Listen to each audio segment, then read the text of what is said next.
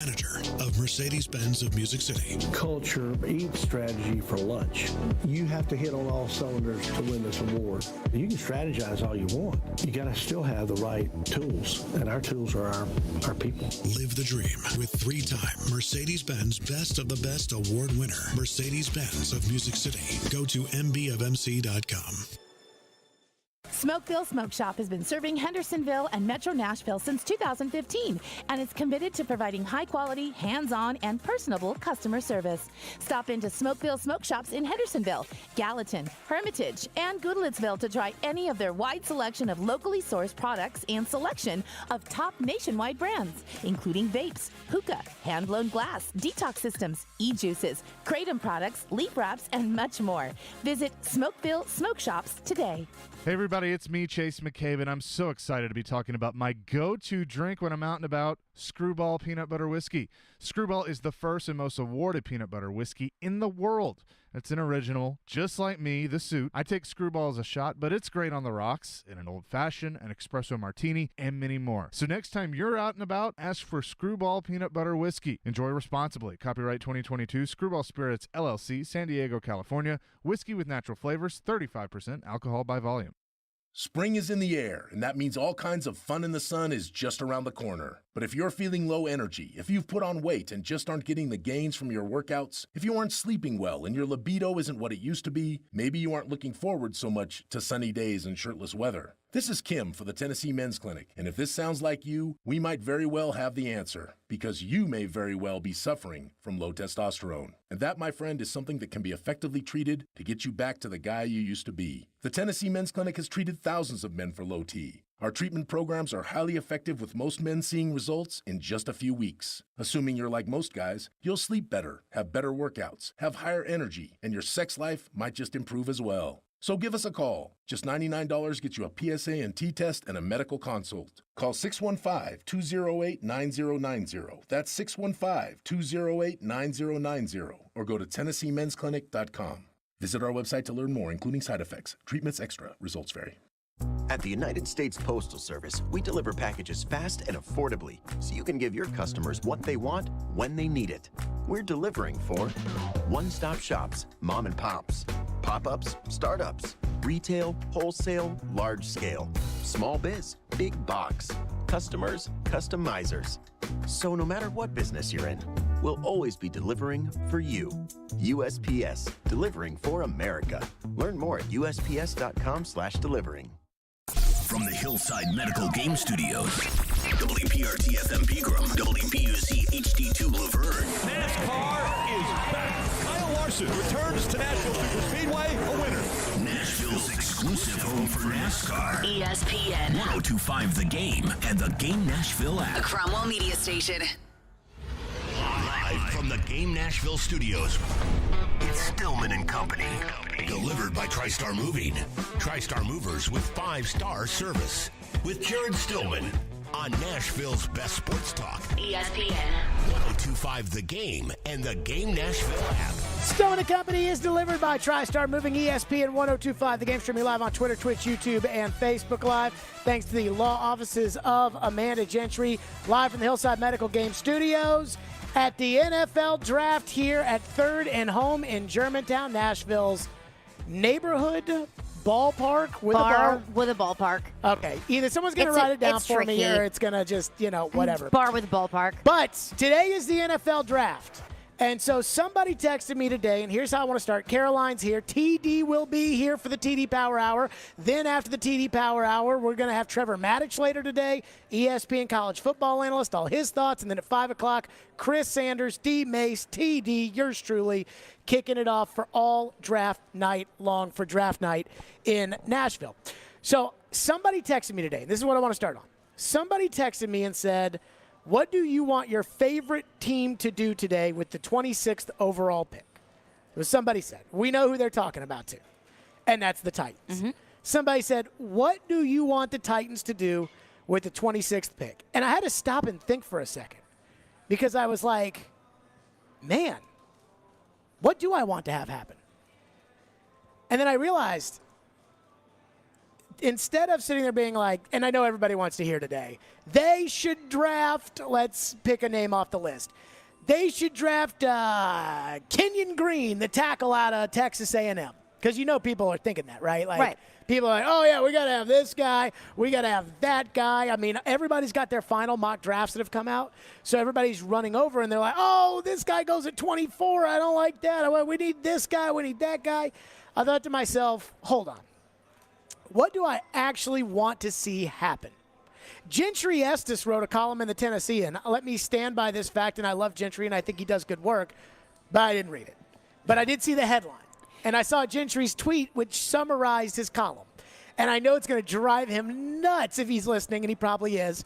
But I didn't read it. But basically it was, I want a guy who can start right away that's going to play. And I was like, well, then Jeffrey Simmons is not on your team if you think that way. Derrick Henry is not on your team if you think that way. Those guys, like...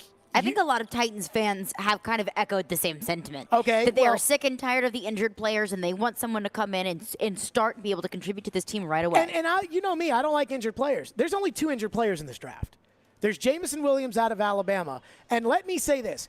If Jamison Williams is available with the 26th overall pick, Jamison Williams will be on the Tennessee Titans. I can promise you that right now. Now, Jamison Williams will not be available with the 26th overall pick. So you don't have to worry about that. But I wrote down 4 important things that I think we all have to remember for today's draft.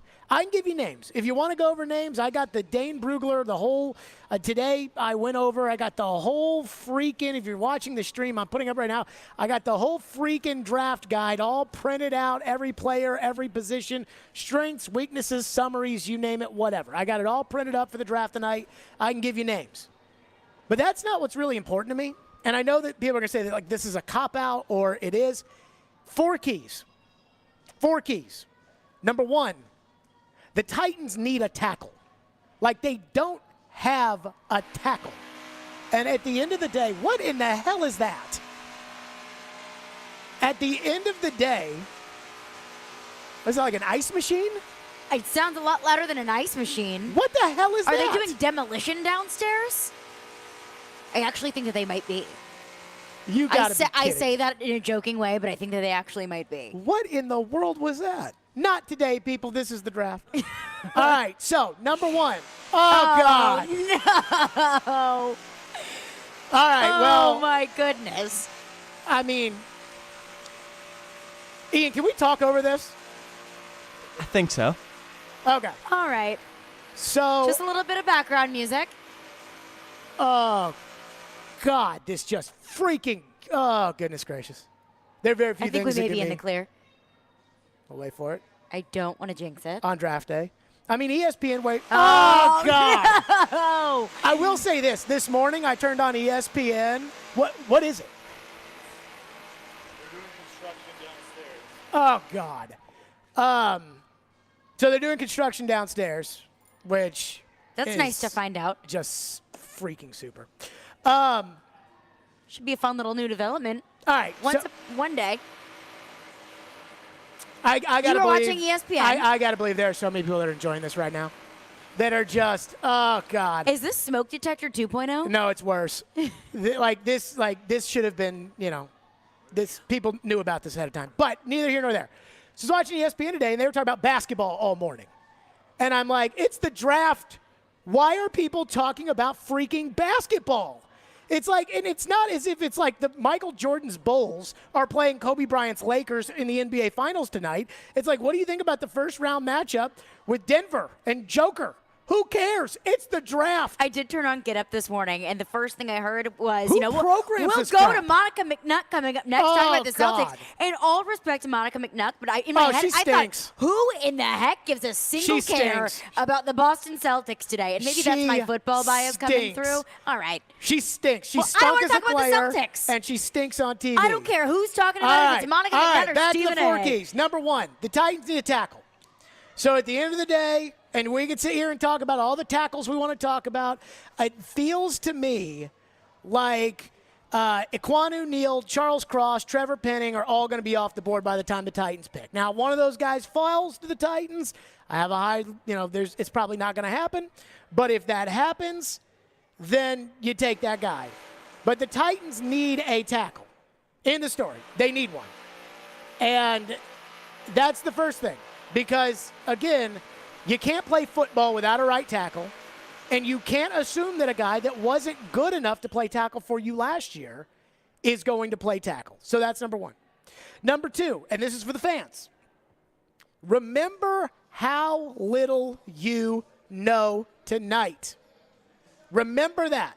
I know you've listened to a lot of draft coverage. You've read Mel Kiper Jr.'s mock draft. You've been to CBSSports.com. You think you know things about these players. I think I know things about these players. I read up this morning, Tyler Smith, the tackle out of Tulsa, has been mocked to the Titans by almost everybody. And I was reading his summary here in the Dane Brugler guide, and it says that he's incredibly raw, but he has play strength and physical traits to get significantly better with technique and mental development. And it's like, oh, no, that's a project. Can't take that guy. You don't know that. I don't know. What do I know about Tyler Smith? I know more about the Tyler Smith who played basketball at Giles County and UT than I do about this guy. So remember what you don't know. And remember how little they know. These guys are paid millions in the case of the general managers, but the scouts, they're all paid hundreds of thousands of dollars to do this every day of the year. They're paid all this money, and they still end up drafting Isaiah Wilson in the first round, who goes off to the cuckoo bin 5 months after you drafted him.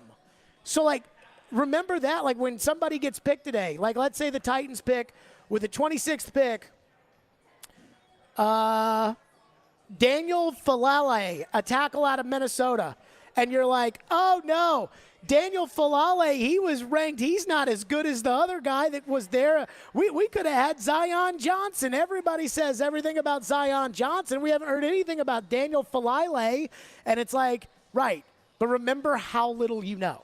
Now, I'm going to say this. Zion Johnson, Vrabel better know something there. I don't want to see any sort of Isaiah Wilson character questions. If you Isaiah your Wilson son this lives one, with the kid, you better know. So no going off the cuckoo's nest if you know him.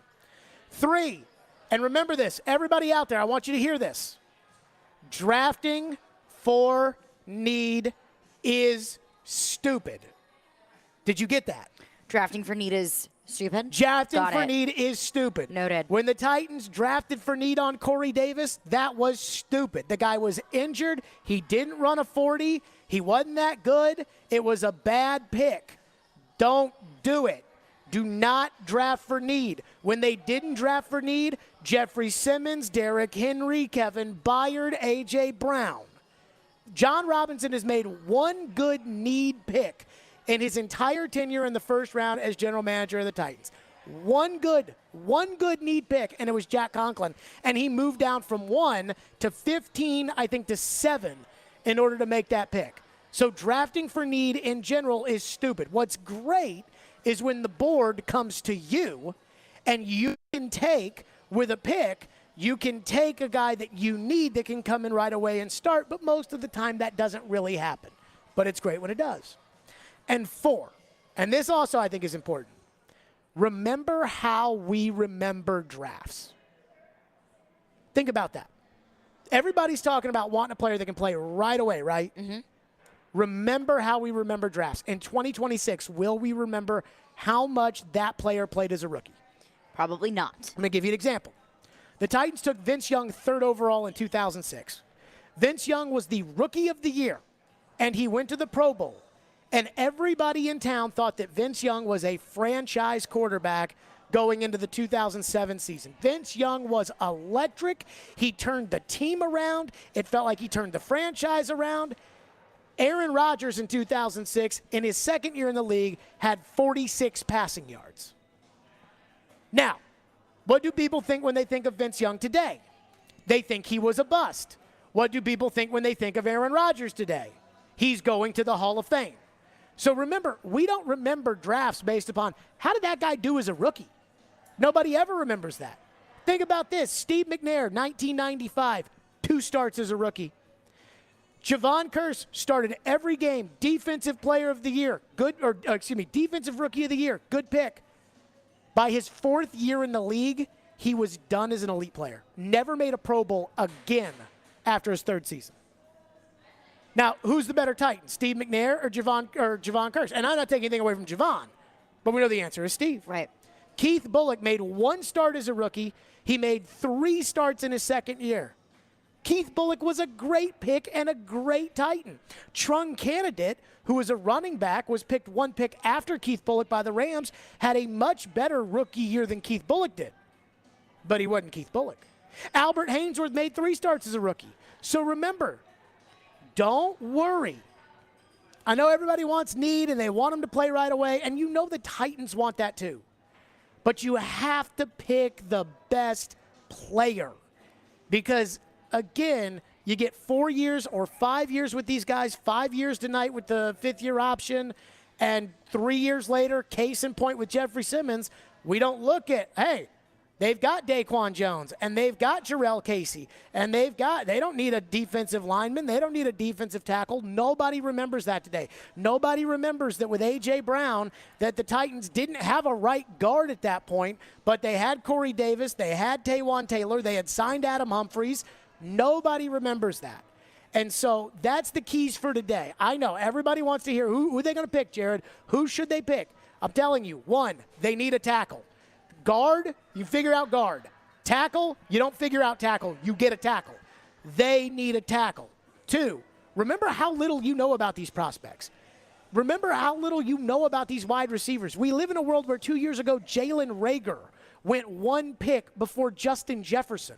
And Jalen Reagor, I don't know if you noticed this, sucks. Not great. He sucks. Not as good as Justin Jefferson. 3, not rookie of the year. Drafting for need unless it's there is stupid. In a perfect world, the Titans would be on the clock with the 26th pick, and according to the top 100 draft board, Trevor Penning is rated as the 16th best player. Well, that's great value, taking the 16th best player with the 26th pick, and he's a tackle, and he could play right tackle, perfect. But if you're just sitting there saying, okay, well, Trevor Penning's off the board, and so I need a tackle, and you go all the way down to Bernard Raymond out of Central Michigan. And I don't know what the Titans board says, but you go all the way down to Bernard Raymond, and you say, well, take him. Well, that's the 36th pick. So now you just took the 36th best player with the 26th pick, and everybody that you have to play after you, Kansas City with 2 picks, and all these other teams, all these other guys, they're getting better players than you. So drafting for need is stupid. And remember how we judge drafts. We don't judge them off of what they did as a rookie. 615-737-1025 is our phone number, 615-737-1025. John Robinson, we've talked a lot about his draft history, but I asked him, when the good times are good, do we know what makes them good? We'll discuss that next. What he said, Stillman and Company, right here, ESPN 102.5 The Game, live from 3rd and Home on draft day as we are hanging out here. 615-737-1025, Stillman and Company. It's ESPN 102.5 The Game. Tune in every Wednesday at 4:30 p.m. for Nashville's own Jason Fitz with Jared Stillman and Company. Fitz started his sports talk career right here on 102.5 The Game, and now he anchors shows for ESPN. Jason Fitz is brought to you by Blood Assurance. Give blood. Give local. Give life. Don't miss the historic opening of Geodis Park on May 1st as Nashville SC comes home for the first time of the 2022 season. Become a season ticket member starting at only $357 to ensure you are there for the big day. Come on in and grab a seat at NashvilleSC.com/22ticks. Now's the time to get the Kubota Z200 mower. It's built to cut quickly and like a pro, so you can get the zero-turn agility and effortless precision you need to turn your lawn into a work of art. Right now, get the Kubota Z200 mower for 0 down, 0% APR for 36 months, now through June 30th. See us or go to KubotaUSA.com for full disclaimer. 2 locations to serve you, Columbia Kubota or Franklin Kubota. Visit us online at ColumbiaKubota.com or FranklinKubota.com.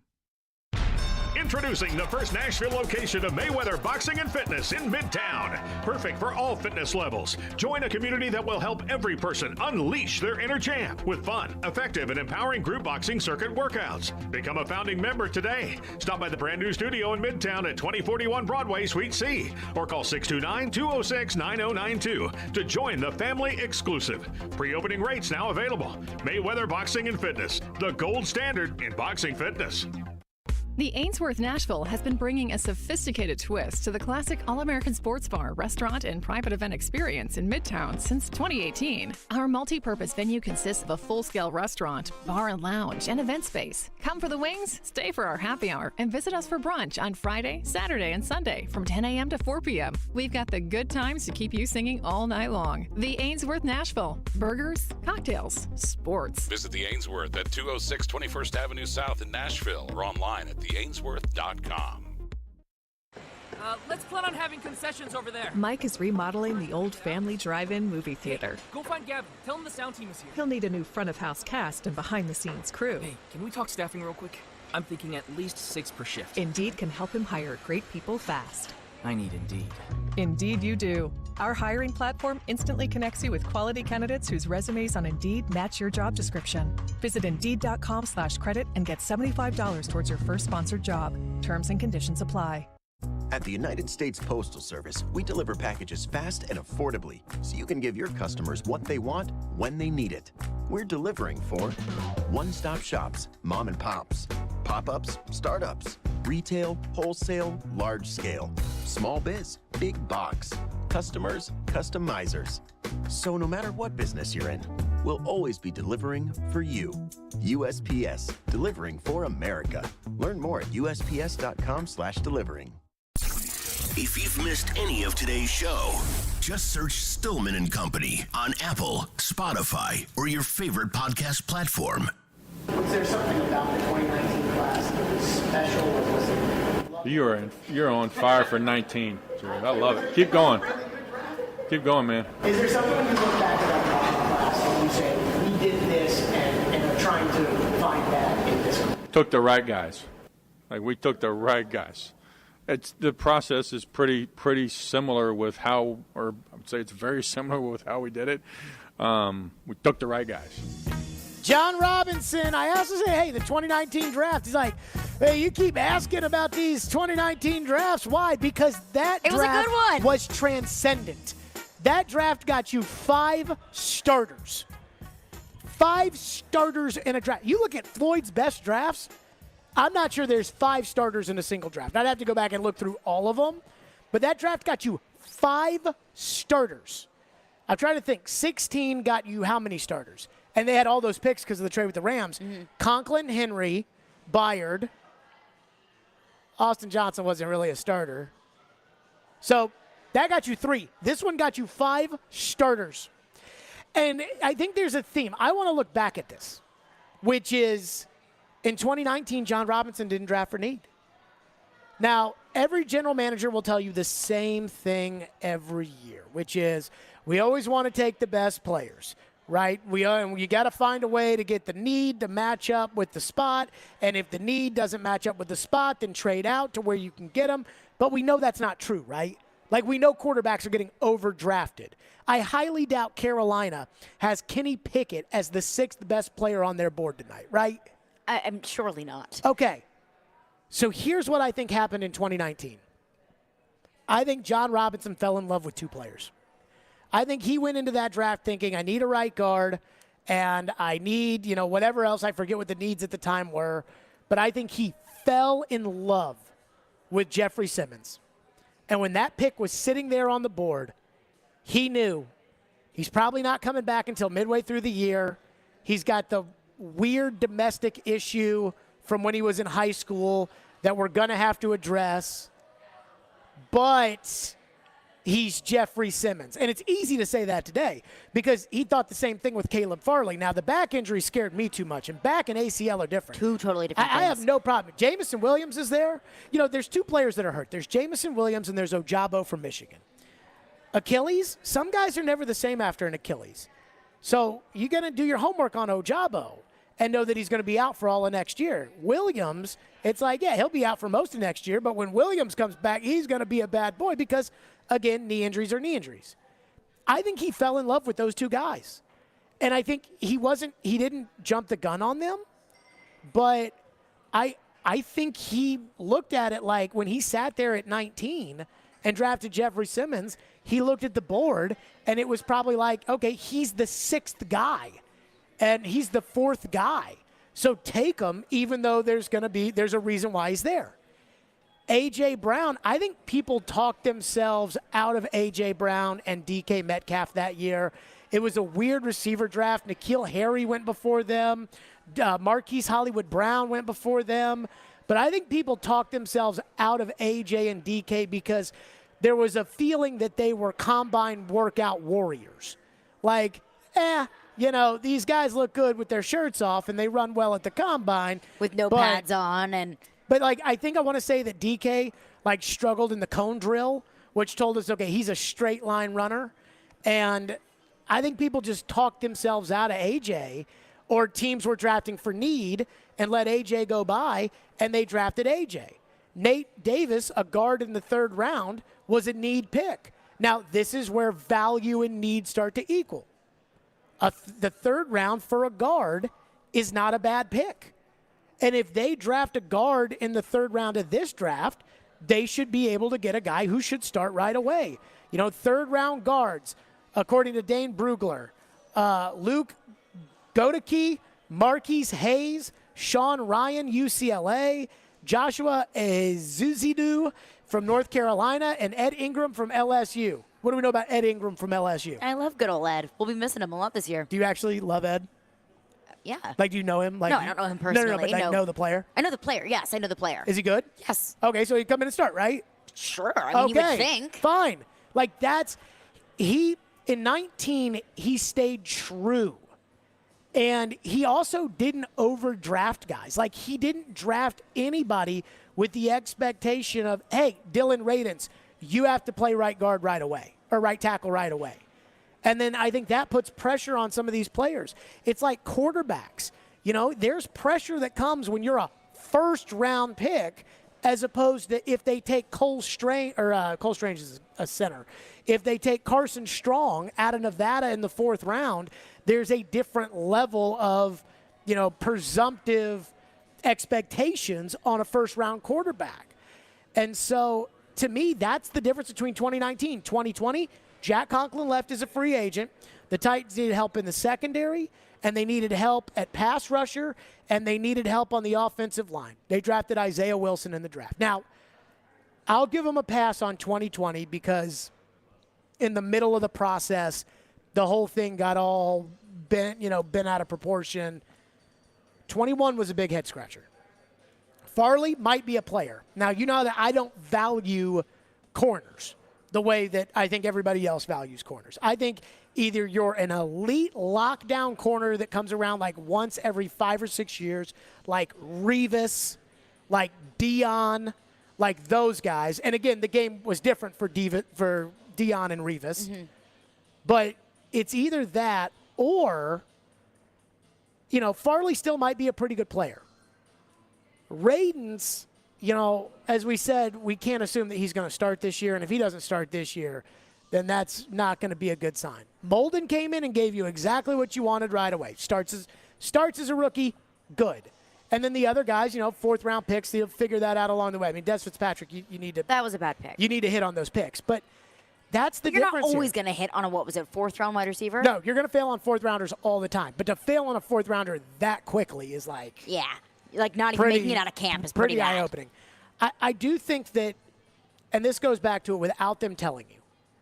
I feel like the guys that have really worked here, I feel like he loved. And maybe he loved Isaiah Wilson. I don't know. He picked him. But he loved Jack Conklin. He loved Jeffrey Simmons. That's I think the encouraging thing about Farley is that he loved Caleb Farley. He loved him. And so that would be the encouraging thing long term. I don't know if he loved Corey Davis. I know Mike Mularkey loved Corey Davis. and I wonder how much Mike Mularkey played into the drafting of Corey Davis, but that was absolutely a need pick. So that takes me to today when everybody tells me they need to take one of these guards, right? Zion Johnson or Kenyon Green. And if you look at all the mock drafts that have come out today, they're all gone by the time the Titans are picking anyways. But if he doesn't love Kenyon Green, don't take Kenyon Green. Either take someone else or just drop back. Either that, if you love somebody, and if you don't love somebody, then stay true to the board. And just pick up extra picks elsewhere. I wonder how. Drop back. It's easy to say do that, but it's harder when you get on the clock to do that. Because if you call, you but look the possibility is still there, and I understand that it's much easier for me to sit up in here and say than drop out of the first round, pick up some extra picks. I know that he's never done it on the clock. He has never dropped down in the first round while on the clock. Can you sit up there and say, okay, these are the 3, 4, 5 guys that we love, and if they're not there, then we are going to trade out of this pick? That's what Floyd used to say. I feel like you do. Kind of have to. That's what you have 15 minutes to figure it out. You got to be able to prepare as much as you can. You wait for the guys that you know, like if the guys that you know you're not going to get, and let's use Garrett Wilson as an example. They're not going to get Garrett Wilson. If you know you're not going to get Garrett Wilson and you're sitting there at 26 and Garrett Wilson's there, take him. But I do feel like they probably approach it with, we love this guy, this guy, this guy, and this guy. We like these guys.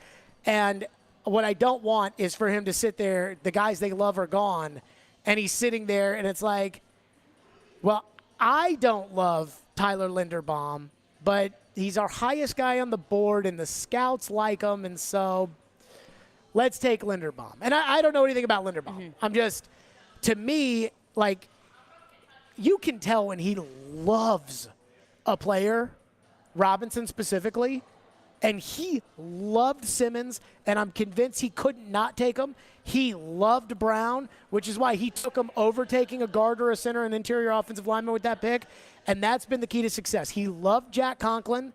You know, I don't know how much he loved Derrick Henry because Derrick Henry was his third pick of the second round. That was, I think, just when you get 3 shots at it, you know, you might hit the deer once. Right. But that has been the key to John Robinson's success. So forget about positions and needs and things like that. If you love a guy, then feel more comfortable taking him because you love him for the reasons that you're going to have to live with him. 615-737-1025 is our phone number. TD for the TD Power Hour coming up at 3 o'clock. I do wonder, we've talked about Robinson a lot today.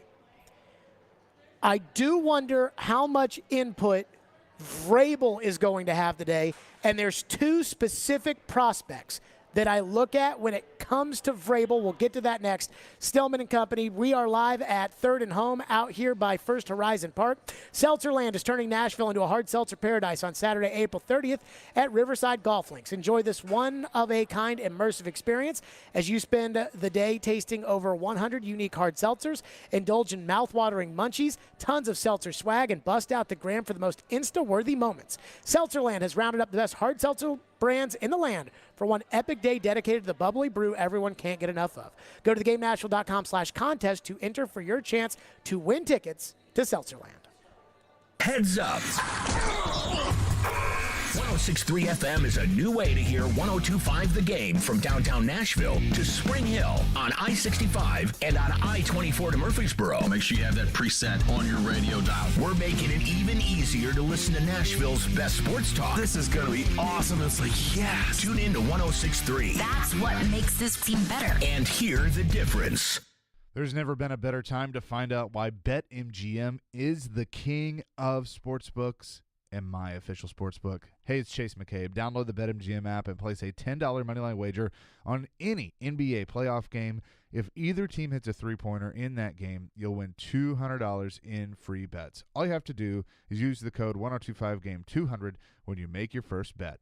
Sign up now and discover BetMGM's daily promotions, boosted odds specials, and more. Download the app or go to BetMGM.com. Use that code 1025GAME200 to win $200 if either team hits a three in any NBA playoff game. Just visit betmgm.com for terms and conditions. 21 years of age or older to wager. Tennessee only. New customer offer. All promotions are subject to qualification and eligibility requirements. Rewards issued as non-withdrawable free bets or site credit. Free bets expire 7 days from issuance. For problem gambling support, call the Tennessee Red Line at 800-889-9789.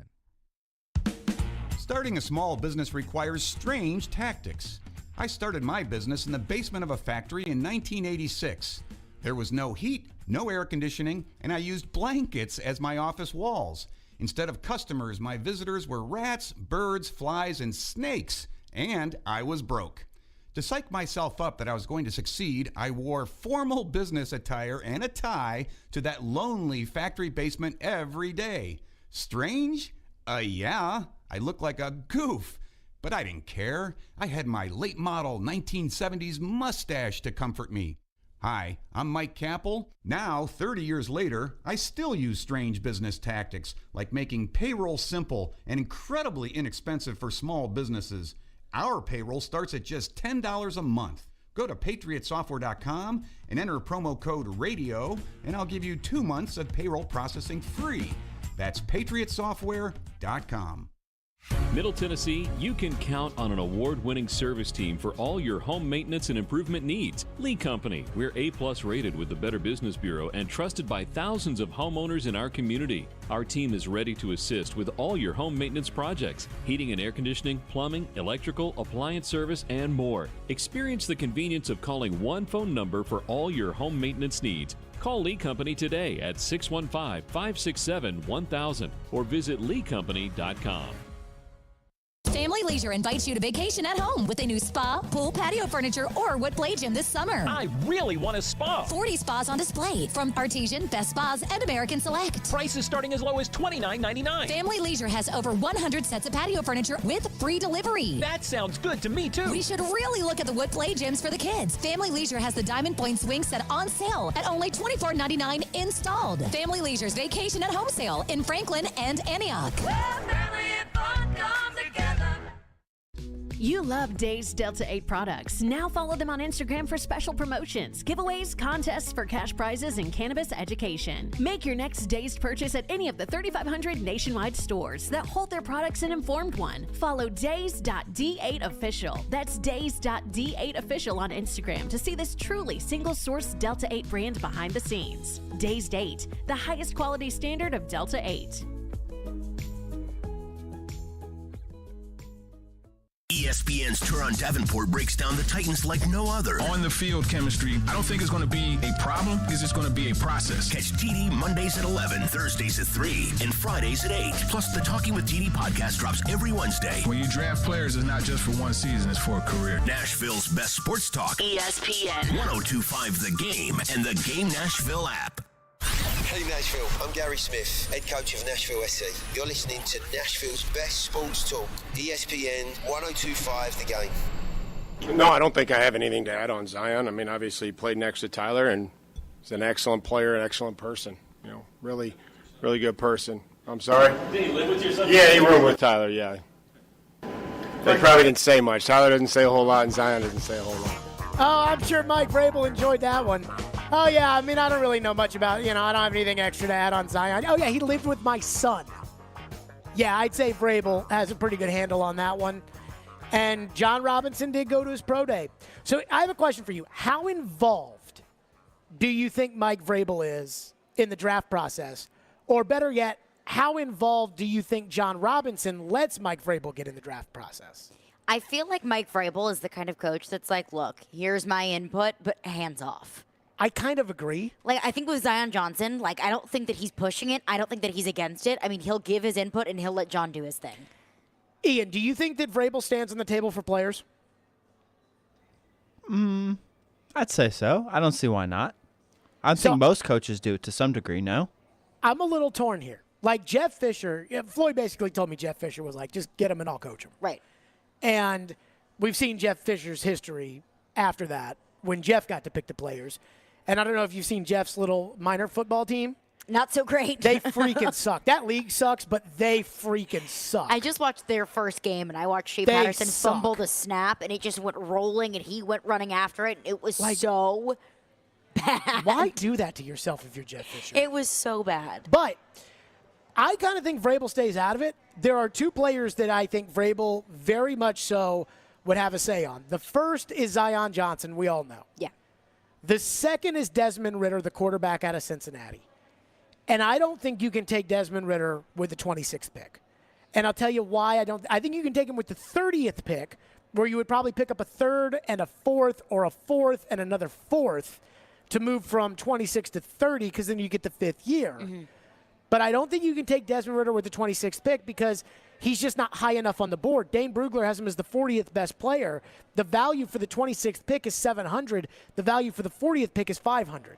But what if he's higher on the Titans board? Well, that's an if.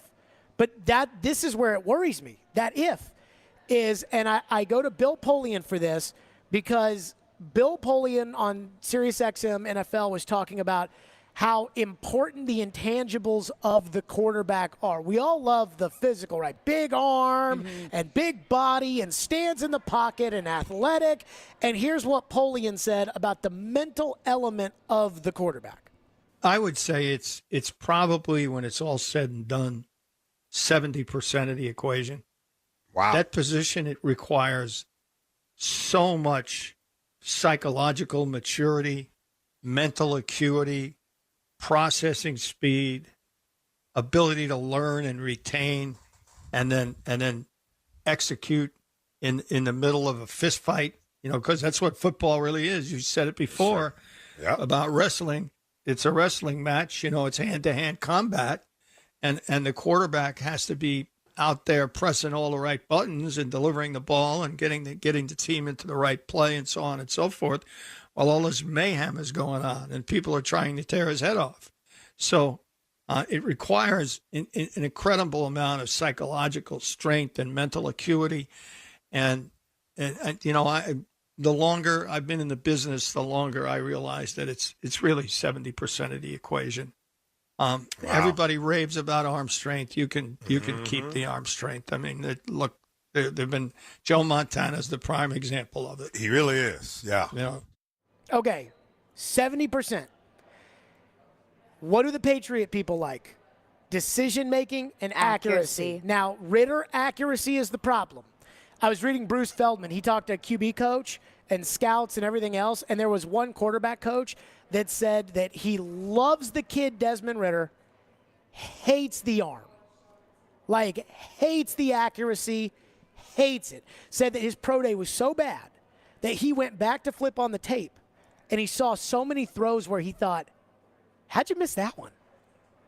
And I wonder if Vrabel, because, again, Fickell, the head coach at Cincinnati, Luke Fickell, is Desmond Ridder's coach, and they're best buddies from their days at Ohio State on the same team with Chris Sanders. I wonder if Fickell can convince Vrabel that, yeah, the accuracy needs work, but you're going to sit him for a year behind Ryan Tannehill, but he's got the athleticism, he's got the 70% plus the athleticism, plus the Titans offense does not require the quarterback to throw the ball 50 yards down the field. You can work on the accuracy. Can you? But you can't get another kid. I mean, I don't think you can really work on the accuracy. If the accuracy's that bad, I don't think you can work on the accuracy. Like, you can put on pounds. You can get in the weight room. You can add some size if you need to. Well, like Lamar Jackson, I think, is an example of a non-accurate quarterback, right? Right. Okay. And he's found a lot of success doing so. So what you do is you get an offense where everything is a quick throw. Yes. Why do you think he loves the tight end so much? Because everything is right to the tight end, right to the tight end. And it's a pretty good tight end. It's a pitch at that as well. Right, but they drafted him a first-round tight end, and that guy didn't work. That's true. It's a sixth-round tight end, but it's just because it's pitch and catch, pitch and catch, pitch and catch. And so that's why Hollywood Brown, go down the field, Hollywood will throw it deep. Not great with Lamar. And so, I mean, how much can you do this for? The Patriot people have a history. They have a history of thinking that they can mold the quarterback.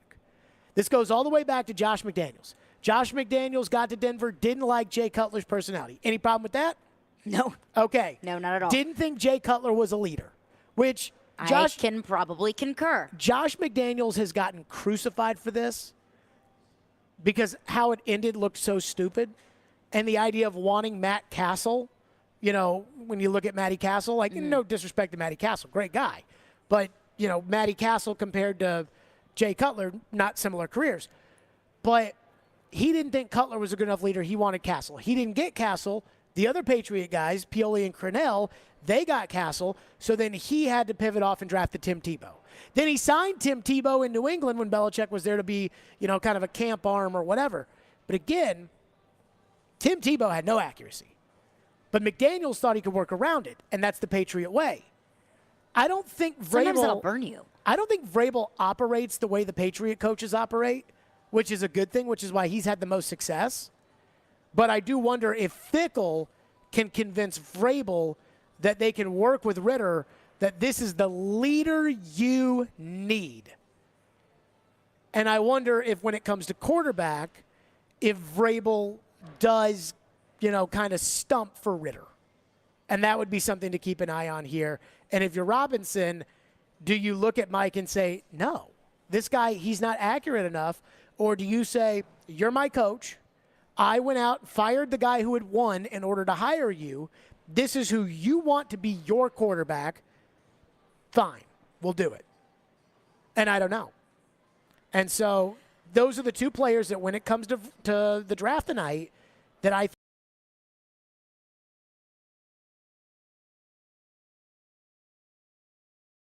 obvious reasons there. Right, his son. Although, you look at all these mocks, Zion Johnson might not even be there.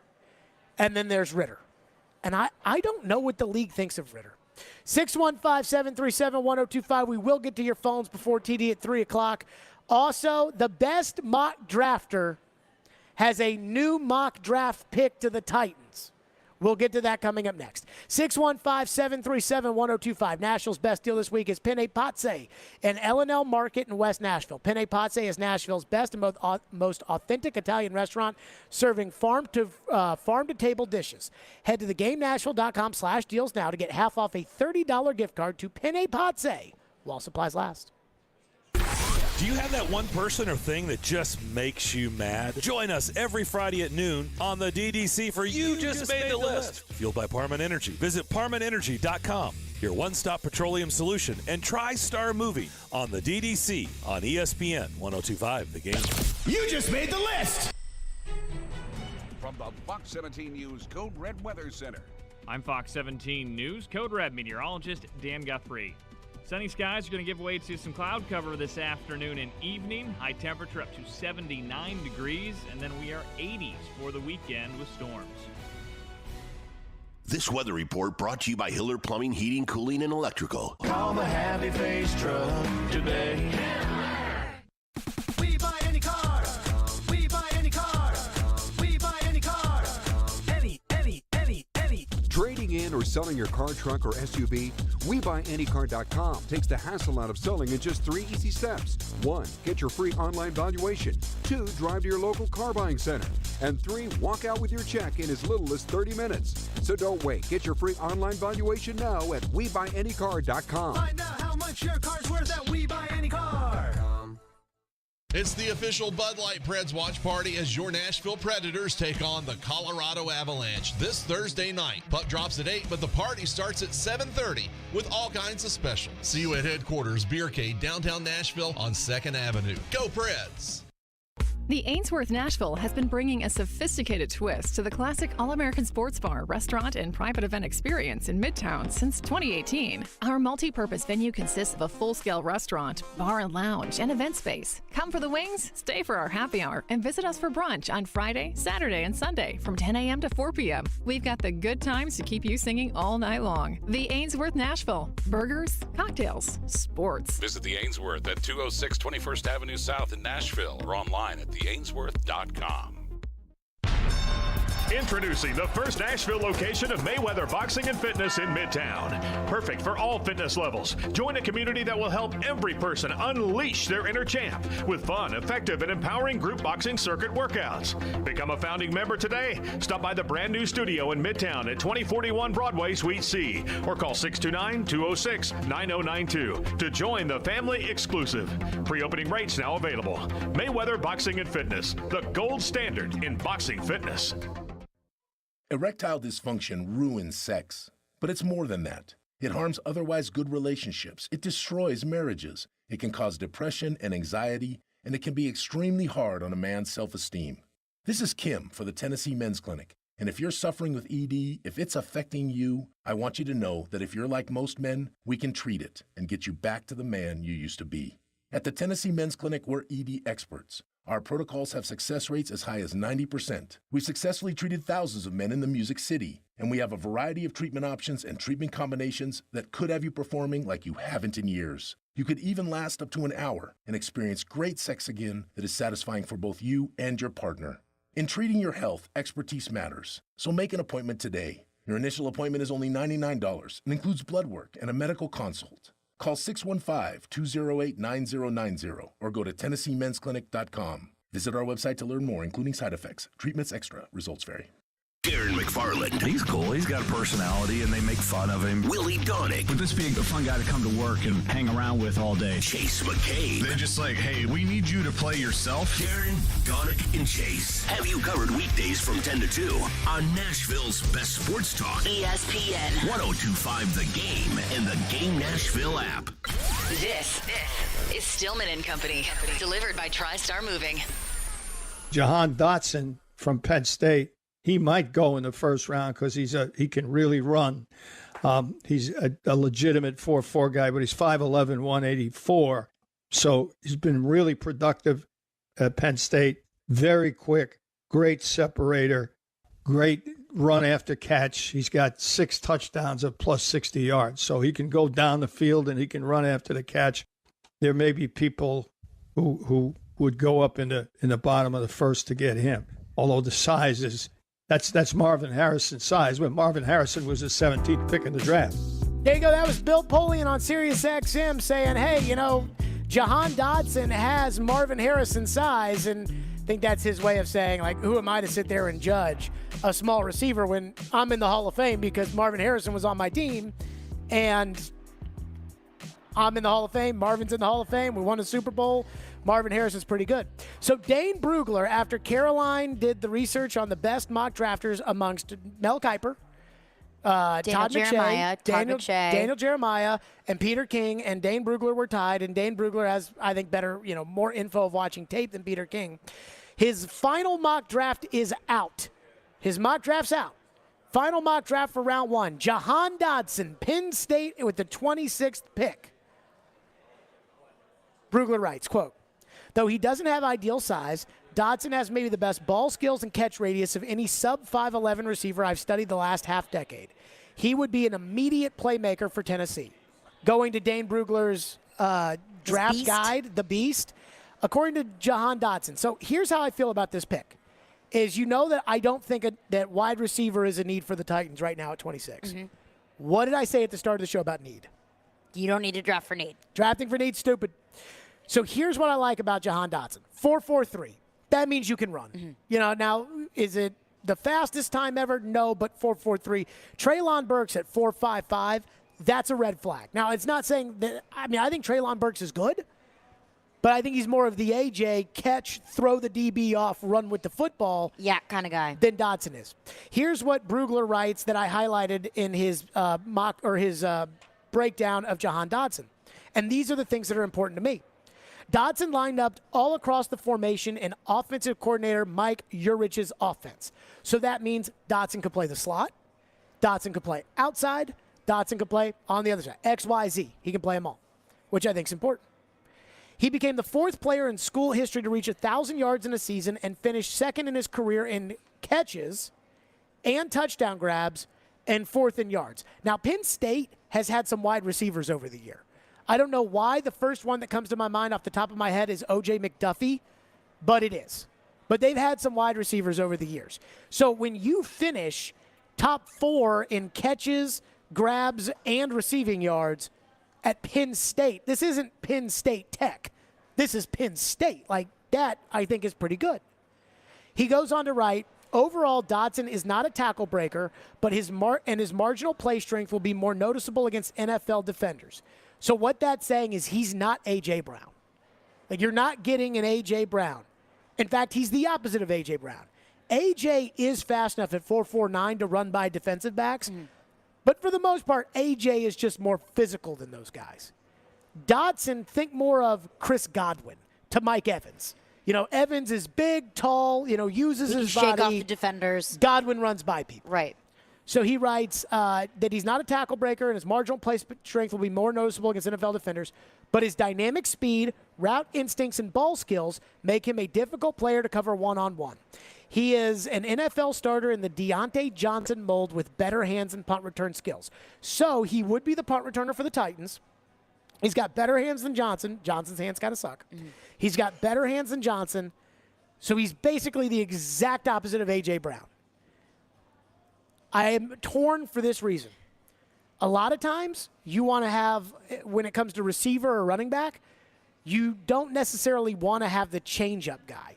You want to have a guy who's like the other guy. So, for instance, if you have Treylon Burks and AJ gets hurt, then Treylon Burks ends up taking AJ's reps and doing AJ's job, and Treylon is good enough to do AJ's job. On the other hand, if Jahan Dotson is a speedster, down the field, throw the ball, record breaker, big production guy, which I love. I love guys who produce in college. Like, I understand that a lot of times that there's some guys out there that they produce in college and it's like kind of phony stats. Like, I could run behind the Alabama offensive line. Then there's Derrick Henry. And it's like you don't get that by accident. Dotson clearly doesn't get that by accident. It's like, okay, fine. You worry about AJ, then you got one corner, and he better be able to run with Jahan Dotson. And that I do like. Now, I don't know if Tannehill can get him the ball because Tannehill has missed on some deep shots. But if he's reliable and he doesn't get hurt in college and he can run a 4.43 and he can return punts, that I'm okay with. Dane Brugler was on Robby and Rexrode. Here's what he said on Jahan Dotson. Jahan Dotson, I think, is going to be a really interesting fit with would be an interesting fit with the Titans.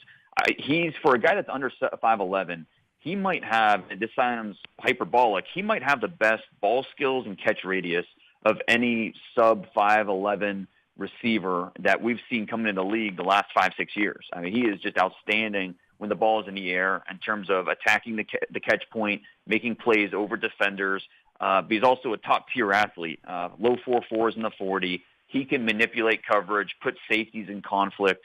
So Jahan Dotson, to me, if he's there in that late first, I think he would be a natural fit. You just wish he were a little bit bigger. He's 5'11", around 180, and so that's you don't love the size, but everything else kind of check marks. Everything is there, but we're talking about late first round, so you have to sacrifice something with a guy like that, and I think Jahan Dotson's really interesting. So when I hear that, you know what I think when he talks about the size? What? I hear the Polian clip in my head. I hear, well, you got to remember Marvin Harrison was that size, and he was the 17th pick in the draft. Now, I'm not saying this guy's Marvin Harrison. If Jahan Dotson's Marvin Harrison, you're taking him with the 26th overall pick. I don't hate it. Even though I don't I don't think that they need a wide receiver, and I don't like investing so much in a position when the quarterback kind of stinks. But if that's the best player available. And if it's the best player available, and he's productive in college and not hurt. And that's what I'm trying to think, like putting myself in the mindset. Let's say at the 26th pick, that's what the Titans do is they pick Jahan Dotson. I don't think that I'm going to feel, super emotional about it one way or another. Mm-hmm. I think the way it plans out, if they do pick Jahan Dotson, then okay. You have wide receiver depth. You have another wide receiver that you can add into that wide receiver core. Yes, that's a first-round draft pick. That's a lot of investment that you would be investing in Jahan Dotson, but I don't hate it. I don't hate the idea. You know what's funny? How little I know about these guys. There's probably not one guy on this board that I would hate if the Titans picked him at 26. That is... I think I would hate a quarterback at 26. You would hate Kenny Pickett? I don't know. I mean, I wouldn't love Kenny Pickett, no. With the 26th pick? I wouldn't love it. What does Dane Brugler have Kenny Pickett listed as? 30. So that's not a reach. That's not a huge reach, but if you can drop back to get a quarterback, I would rather pick up an extra pick. Is that the highest rated quarterback, or is Malik Willis? Pickett is 30. Malik Willis is 32. So if you're going to go quarterback, and the highest rated quarterback is at 30, you're sitting at 26. Yeah, that's not a huge reach to get him at 26, but if you can find a trading partner, then I would do it. The one thing I would say is if they go guard, I bet people are going to be like, Jared's going to be mad tomorrow if they go guard tonight. Would you be mad? No. You know when I would be mad? If he doesn't make the Pro Bowl? When the Pro Bowl rosters come out next year, and if that guard is not in the freaking Pro Bowl, I am going to be furious.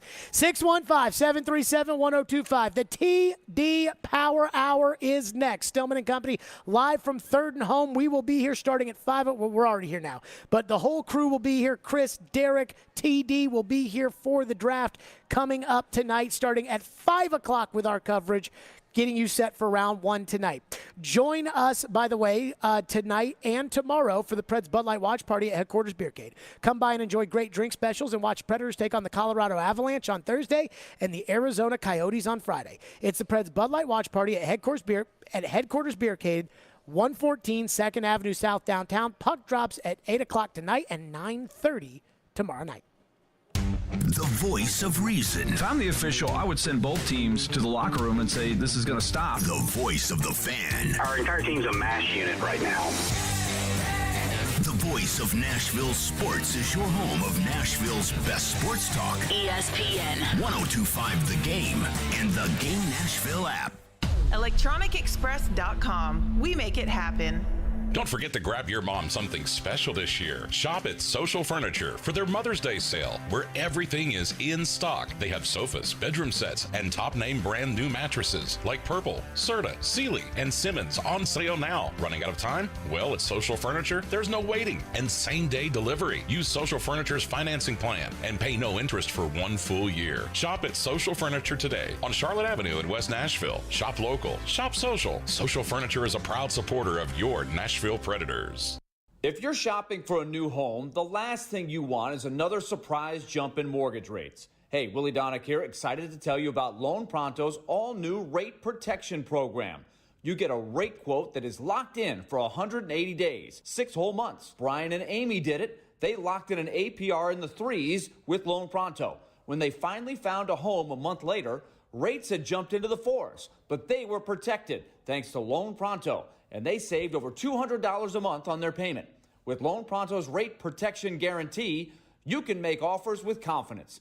And there's no fee for this, no upfront cost. And most home buyers who go with Loan Pronto save about $3,000 in closing costs. Call now for the all-new rate protection program so you can check rate increases off the list of things to worry about. 615-499-5780. or loanpronto.com. That's 615-499-5780. 499-5780. Equal housing lender. NMLS 166-1781. Subject to lender approval. At Copper Branch, they live life to the fullest. Food is your energy and your life. Located in the heart of downtown Nashville, their goal is to serve you, your friends, and family quality, great-tasting, plant-based power foods. Visit Copper Branch at 601 Church Street for breakfast, lunch, and dinner with convenient and validated parking during library hours, and download their app for curbside pickup. Or come out for songwriter and live music nights several times throughout the week to empower, energize, and feel your best. Visit Copper Branch today. Finding the right person for the job isn't easy. Just ask someone who hired a lounge singer to be their office receptionist. Hello, this is Mickey Marquis, and you've reached the office of Doug & Associates. Thank you very much. Catch me Tuesday nights at the Hotel Johnson. Hello? But if you've got an insurance question, you can always count on your local Geico agent. They can bundle your policies, which could save you hundreds.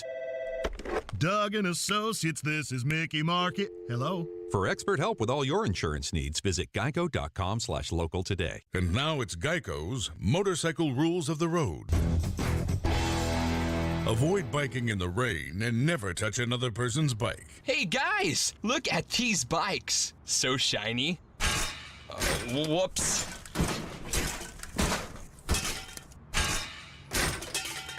I'm gonna leave a note. Oh gosh, there's more.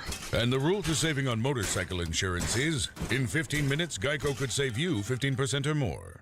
Your ankles, feet, and knees help you walk, run, jump, and climb. Because of the stress placed on these joints, arthritis may occur, and lower limb injuries are common injuries treated by Houston Clinic Orthopedics. Their specially trained orthopedics can treat your pain non-surgically with non-inflammatory medications to reduce swelling and orthotics that support the pads, arch, or ankle joint. Your doctor may recommend a brace, custom shoes, or physical therapy as part of your treatment. Visit tn.houston.com to book an appointment for a physician to discuss your lifestyle, your goals, and determine the best treatment to fit your needs. From the Hillside Medical Game Studios, WPRT-FM Pegram, WPUC HD2 Laverne, broadcasting 97.5 Murfreesboro, 106.3 Williamson County. ESPN 102.5 The Game and the Game Nashville app. A Cromwell Media Station. Live from the Game Nashville studios, it's Stillman and Company. Delivered by TriStar Moving. TriStar Movers with 5-star service.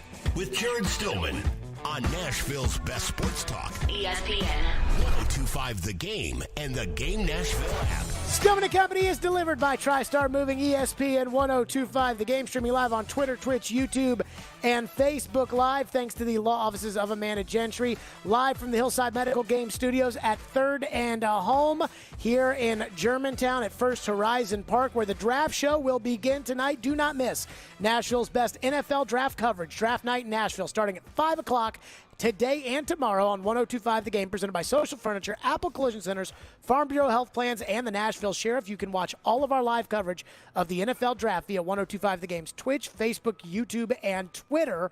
We're very excited. TD will be here, and I'm sure he and Chris Sanders have already planned how they're going to get me riled up tonight and tomorrow. I am convinced of it, and I would not be shocked if they let D. Mason on it.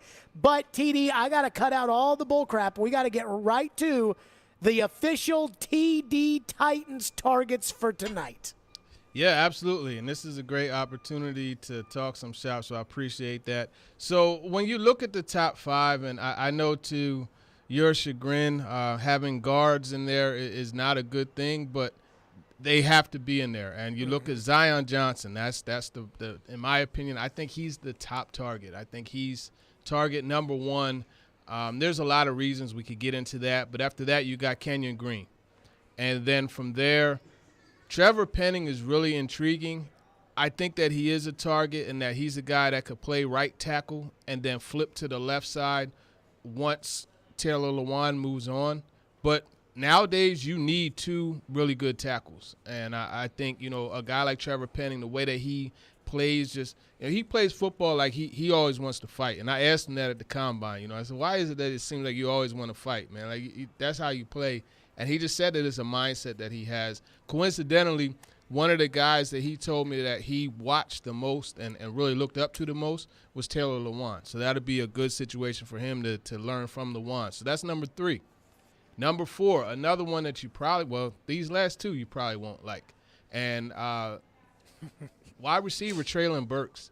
I think he's going to be gone. I think Penning is going to be gone too, but I feel those, just from some of the conversations I've had, those guys are targets. And when you look at Burks, the thing with him is he gives you those free yards. And he's a guy that big-time yards after the catch producer, and a little raw as far as the routes he was asked to run. But the fact of the matter is he's a playmaker. This offense needs more playmakers. So you got Treylon Burks in there. And then lastly, are you ready for it? Mm-hmm. Desmond Ridder. Ooh. And Desmond Ridder is the perfect match for the Titans. And I've kind of grown on this since at the Combine, speaking to John Robinson, when I asked him during his presser about drafting the quarterback of the future. And he acknowledged that that's something that they have to do. But one of the things that he also said was it has to be a good situation where one of the top ones are available at the back end of the draft. Desmond Ridder is my QB2 in this draft. Yes, I do have him ranked above Kenny Pickett. And I think when you look at Ridder, his experience being the face of a franchise, he was the face of Cincinnati football. He got in there and helped turn that program around to a non-Power 5 playing in the FBS, So that's something that you have to look at. What has Mike Vrabel said a lot about the quarterback position? You have to be mobile. Mm-hmm. That's what Ridder does. Now, the Titans really need to be able to push the ball down the field. They want to find some more explosive plays. Ridder, going into this year, that was the first thing he wanted to establish this year, was that he's capable of doing that. And he showed that all the bombs you saw him dropping to Alec Pierce. So he is a match. And then coincidentally, he's also a guy who said that there's a lot of Ryan Tannehill to his game. So I think when you look at those 5, you got versatility just as far as, some different players, different positions, versatility within those positions in Kenyon Green and Zion Johnson. I mean, Green has played 4 different positions. He's ideally a guard. But when you look at Green and Johnson, these are plug-and-play players. And in Johnson's case, down the line, once Ben Jones's deal is done, you could bump him over to guard, or center, rather. So that's another thing that you get. Okay, I want to go through all these guys specifically with questions that I have for you. I want to start on Ritter and the accuracy questions that come with him, because I do think, Josh Allen is an example of a guy who tweaked his accuracy. A lot of coaches will tell you it's very hard to do. Yes. And as much as, Luke Fickell talks about the leader Ritter is, and I think that Bruce Feldman talked to a quarterback coach who said, love the kid, hate the arm on Ritter. How do you feel about that? I don't hate the arm. I mean, he has the arm strength. It doesn't pop off his hand like Sam Howell or Malik Willis, but he has the arm strength to get it where it has to go. I don't think that was a problem at all. There were some accuracy issues. But how do you work with that? Well, you move the pocket because he's better. He's more accurate when he's on the move. So, hey, you move the pocket. You roll him out. You boot him, and you do those different things. So I will admit the accuracy is something that typically doesn't improve. But I don't think it's as dramatically bad as a lot of people make it out to be. And then in addition to that, one of the things that he did say, because I talked to him about it at the Combine, the footwork and mechanics and different things that he has been working on with Jordan Palmer. He was working with Carson Strong, too. They were roommates, in this whole draft prep process, working with Jordan Palmer, who is a noted QB coach and has done a lot with various quarterbacks. So I think that's going to help. The biggest thing with me on Ritter is, do you think the value at 26 is there, or do you think that the Titans could maybe trade down in the first, stay to get that 5th year, and still get their guy tonight? It's really going to depend a lot on what the Lions do, in my opinion, and what Carolina does. Because here's why, right? So Carolina at 6, if they don't get a quarterback, they're a wild card. Detroit at 2. If neither of these teams get a quarterback, or 2 or 6, they're a wild card because Carolina is a wild card to jump in front of Detroit at 32 because they pick at the back end of the draft as well. So there will be a lot of teams that, if they don't get their quarterback that first go round, they'll be looking to move up into that 26 to 30 range to get ahead of Detroit. Because if Detroit doesn't get a quarterback at 2 and there's a guy left, in the 30s, I would expect them to have their targets on. If you had a tiebreaker between Johnson and Green, now you've got them ranked Zion Johnson 1, Kenyon Green 2. If you had to say the tiebreaker between those two, if they're both there at 26, why Johnson over Green? I'm going by what the Titans, what I believe the Titans' opinion is. Now, my opinion, and I've been back and forth on it. I just recently, after going back and watching more BC, I've just recently, I can't put Zion Johnson as my number 1 guard. Kenyon Green is, but the gap has been closed. Now, as far as the Titans, I think they feel Johnson is a bit of a safer pick for them because there's a lot more information available. Obviously, he was Mike Vrabel's son's roommate, Tyler's roommate. Johnson actually told me that Mike Vrabel was the first NFL head coach that he ever met. He said that there was a lot. I just thinking back on that conversation. But most importantly, I think when you look at the versatility, right, he is a more versatile player in that he's a very good guard and will very likely be a very good center. Whereas Kenyon Green, yes, he's played 4 different positions, but he's a guard. And I think getting that double bonus with Johnson will push him above Green on their board. One absent, again, TD's top 5 Titans targets, Zion Johnson, Kenyon Green, Trevor Penning, Treylon Burks, and Desmond Ritter. One that I found to be interesting, an omission, Tyler Linderbaum. Does his position versatility, I heard Bill Polian comparing him to Jeff Saturday or Jason Kelsey, but I heard Peter King say that teams are concerned that he can only play center with Ben Jones in the mix. Is that why Linderbaum wasn't there? How do you feel about him and the Titans? You know, that's a good question. Linderbaum is a guy I wanted to put in there, but I think, you know, a guy like Cam Jurgens out of Nebraska, I think is a really good player. I mean, there's a lot of centers here. I don't think there's enough separation, in other words. I mean, he's clearly the best center, but I don't think there's a huge drop-off. And Jurgens is a guy, he'll be there in the third round. Dylan Parham, he'll be there in the third round. So there are other options. I think when you're looking at that position, that interior position, I like, you know, a guy that has a little bit of versatility. I just think Green and Johnson are better players immediately. The thing that's interesting is Linderbaum could play guard. I don't know how well he would be able to play guard, but I think Johnson and Green are plug-and-play players. Like they could come here tomorrow and be inserted as the starter at left guard. Do you see potential Pro Bowler with those two guards? Right, and I'm glad we're getting to this because it's not really about Pro Bowler. I mean, yeah, there's potential Pro Bowler in both of them. In fact, I would say this about Zion Johnson. He reminds me a lot of Brandon Brooks. And Brandon Brooks, for quite some time, he just retired. He was with the Eagles. Before that, he was Ben Jones' teammate on the Texans. The body type and just the power that they play with, combined with the athleticism, it reminds me of that. I think they both will they have Pro Bowl potential. But for me, what's more important, and how many calls do you take? How many texters do you take on the text line where they say, hey, the Titans have to be able to throw the ball down the field? How many you say it a lot. You know that you want to see them be able to. Well, guess what? You need to have that interior part. So when you look at the pocket, right? The guard, center guard, they control the depth of the pocket, right? So you know those are the guys that give the quarterback the top portion of the arc. If they're getting blown up and pushed back into the quarterback's face, you could cancel Christmas on passing the ball down the field. It's not going to happen. So that's something that you have to look at. Not as much a Pro Bowl, just, hey, look, can you play in that phone booth? Can you control that area?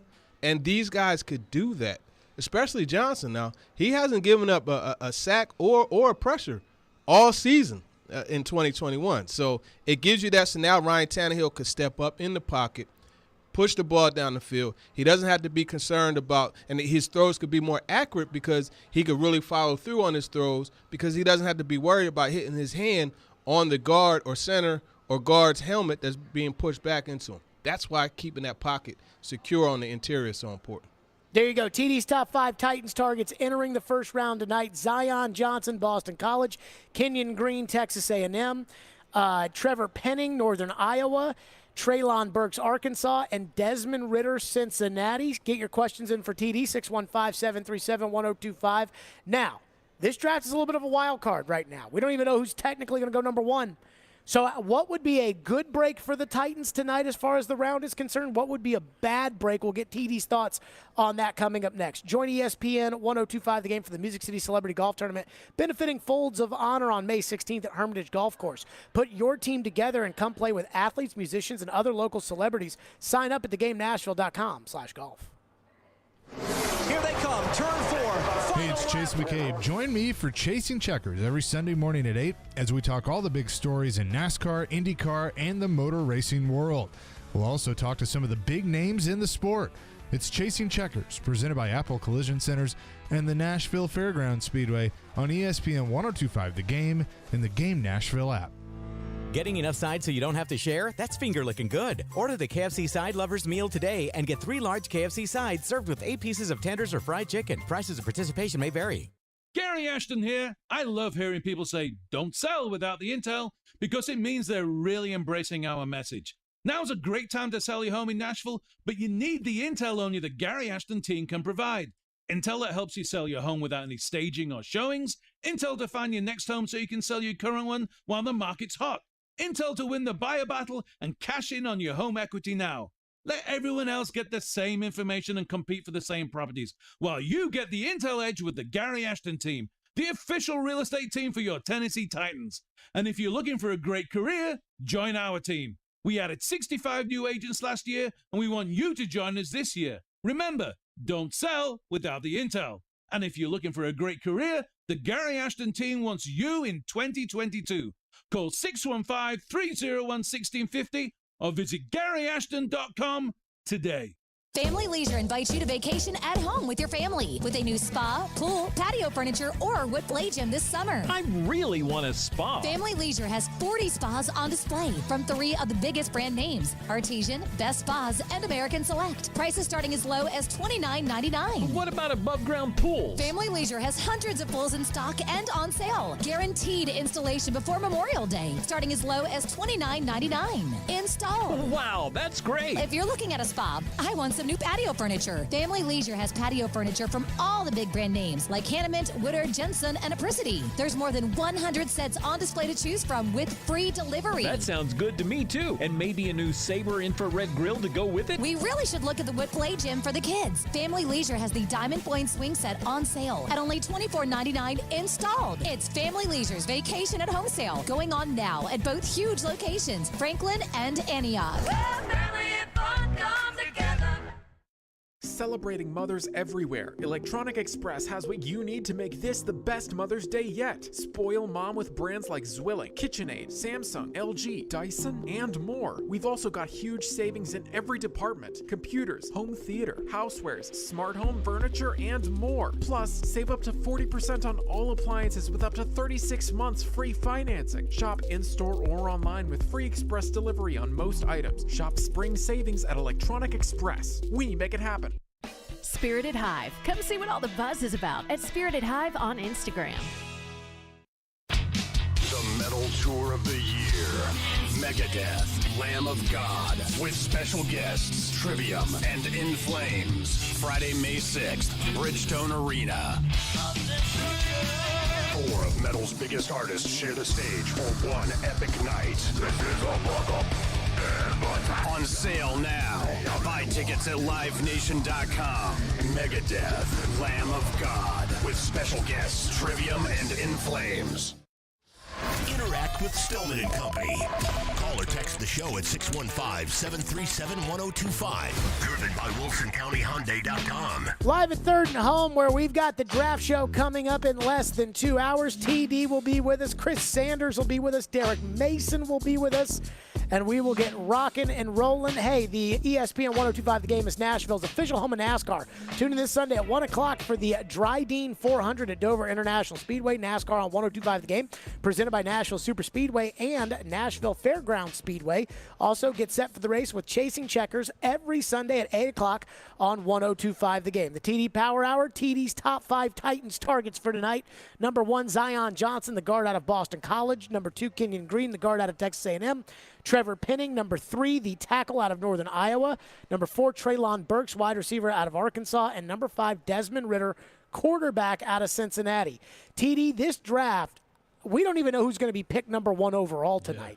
Yeah. And so it could go in a bunch of different ways. And what way do you think benefits the Titans? What should Titans fans be looking for early on today for something that can help them tonight at 26? Well, what you want is a run on defensive players, right? So you got Aiden Hutchinson, Trayvon Walker, Thibodeau, Sauce Gardner, Kyle Hamilton. These are all guys, like, you know they're going to go. Mm-hmm. But you want other ones to get pushed up a bit. Like, you want the Eagles at 18 or 15. You want them to take a Devin Lloyd or a Nakobe Dean, right? And these are our top. You talk about positions of value, right? Those positions, in my opinion, in this draft don't have as much value to the Titans. Why? Because they got 2 good ones and 1 future good one. And Monty Rice is a player. He didn't play a lot, but when he played, he's a player. You know how I feel about David Long. You see the smile. You hear the smile. Yep. And you know Zach Cunningham plays with a lot of violence. So you want N'Kobe Dean, you want Devin Lloyd, you want those guys to go higher. So this is going to continue to push players down the board. You want George Karlaftis to go. You want Trent McDuffie to go. You want a team to fall in love with Kyler Gordon's just his measurables, right? His athleticism, and you want him to get pushed up. You want Andrew Booth. You want him to go. Long story short, more defensive players go. That pushes more offense guys, and ideally, when you're picking at 26, you have your choice of Zion Johnson, Treylon Burks, and Kenyon Green. What do you make of the fact that when you look at the mock drafts that have all come out, everybody's got their final mock draft, all those guys, the receivers, there's a run right before the Titans pick. There's a run on the offensive linemen with Dallas and Buffalo ahead of the Titans. I almost think that could put the Titans in a tough spot tonight. How do you kind of see what would your worry be if you were John Robinson in that front? Yeah, the receiver run is one that would concern me slightly. But the good thing is it's so deep. I mean, you got Scott Moore, you got Christian Watson, you got Eric Ezukama, you got Isaiah West. There's a lot of guys. You got Alec Pierce. No one is talking about him. Mm-hmm. But let me tell you something. That dude is a baller. And it's crazy that he's not getting the recognition or the convo, the mention. But you talk about stretching the field. You talk about getting big and making plays across the middle, post and corner. Dig routes and those type of things. He brings that.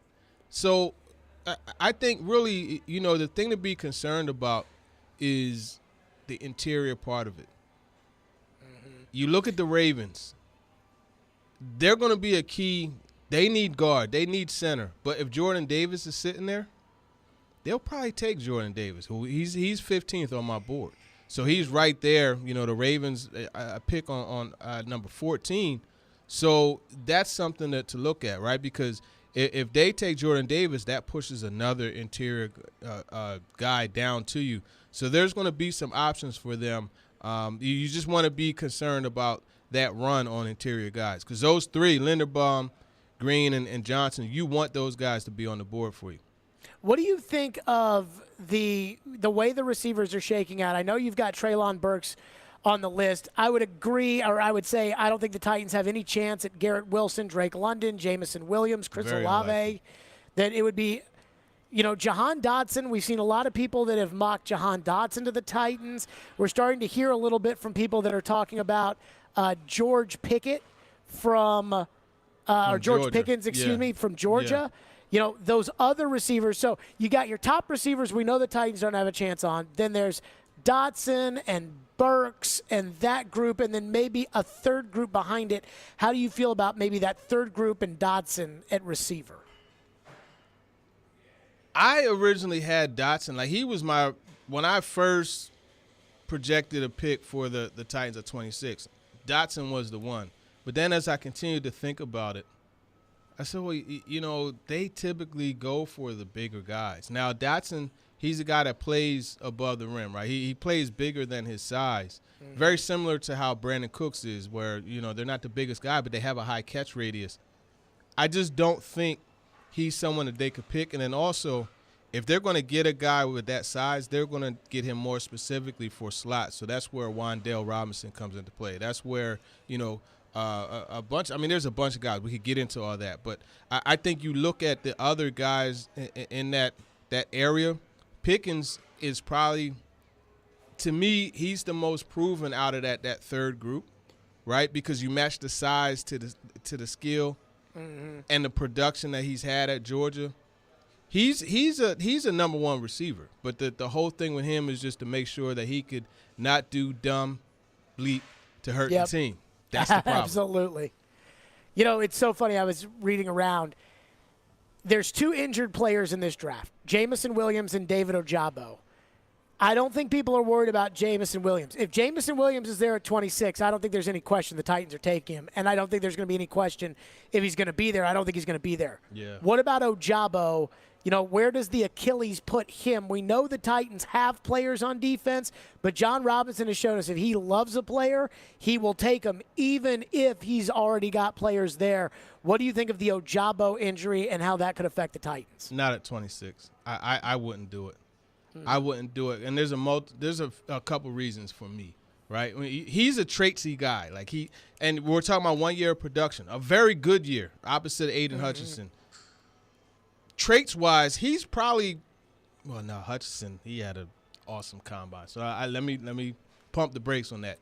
He's very impressive traits-wise. But when you're drafting a guy like Ojabo, you're drafting more on potential, right? Because he had 1 year of production. You're hoping that your guys, your coaching staff can take and develop him more. But now you're adding a major injury to it. Now, granted, Cam Akers, he came back, 7-8 months? Yep. So you do have that to look at, but I wouldn't do it because there's a double whammy. Like it's a high risk, high return, you know what I mean? Because if you're taking a risk there at 26, and if those two things are overcome, you pop and you got a really good player. But I think you have other options later. You got D'Angelo Malone from Western Kentucky. You got Myjai Sanders, a guy who pretty much all of the offensive linemen, a good 4 or 5 offensive linemen I talked to at the Combine, they said Myjai Sanders was the best guy they faced and gave them the most work. Get your questions in for TD, 615-737-1025 on the draft. It's the TD Power Hour. Coming up next, the needs of the Titans and how are they layered? We know the Titans don't have a second-round pick. They pick at 26, 90, 131, 143, 169, 204, and 219. And how do other needs in this draft affect maybe the first round? We'll get TD's thoughts on that coming up next. Hiller Plumbing, Heating, Cooling, and Electrical. I absolutely love my guys at Hiller. They take great care of me, and they can do the exact same for you. I've had Hiller take care of my home for years now, and they do a fantastic job. And they're giving away free vacations for you and your family this month. With every purchase of a new whole home generator or select new HVAC systems, Hiller is giving you a free week-long vacation. With every purchase of a new tankless water heater, Hiller is giving you a free weekend vacation, and they're giving you a Visa Rewards card to help pay for your gas to get you there. Choose from over 400 Marriott, Wyndham, Hilton, or Hyatt hotel properties and take advantage of this unbelievable deal while you can, because these deals are only available for a limited time, so make sure you schedule today. Visit happyhiller.com for all of the details. As always, happy you will be, or the service is free. That's Hiller Plumbing, Heating, Cooling, and Electrical. My guys, proud supporters of the Nashville Predators, the Tennessee Volunteers, and the Vanderbilt Commodores. Hiller, call the Happy Face Truck today. Tonight.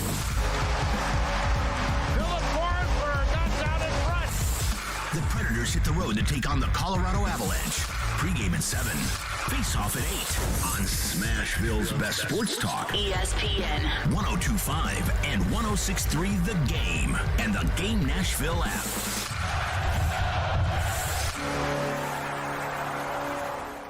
Crowded House returns to North America with the Dreamers Are Waiting tour.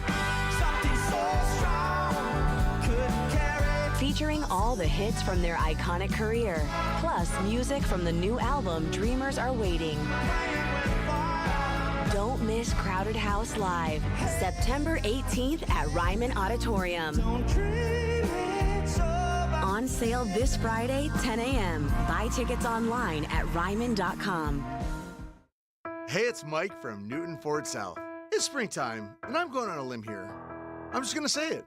You either love Peeps, or you're wrong. I hope you've heard our commercials before. My hope is that you have learned that we are a quality company that prides itself on customer service, and that we like to laugh and joke a bit too. We're different than other dealerships. We don't have hidden fees. The price you see on the site is a price you pay in the dealership. We value you as a customer. We're aware that buying a car often has a stigma attached. Our goal is to overcome that bad stigma. Not with flashy commercials or unrealistic giveaways, but with an honest, transparent car buying experience. We want you to come back, and we want you to tell your friends. We do that by giving you great customer service. We want to make your car buying experience fast, easy, and mostly online to save you time.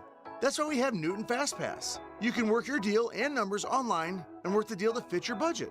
Sounds easy, right? Hop to it and visit newtonford.com to start your deal. See website for details. Check the deets, peeps.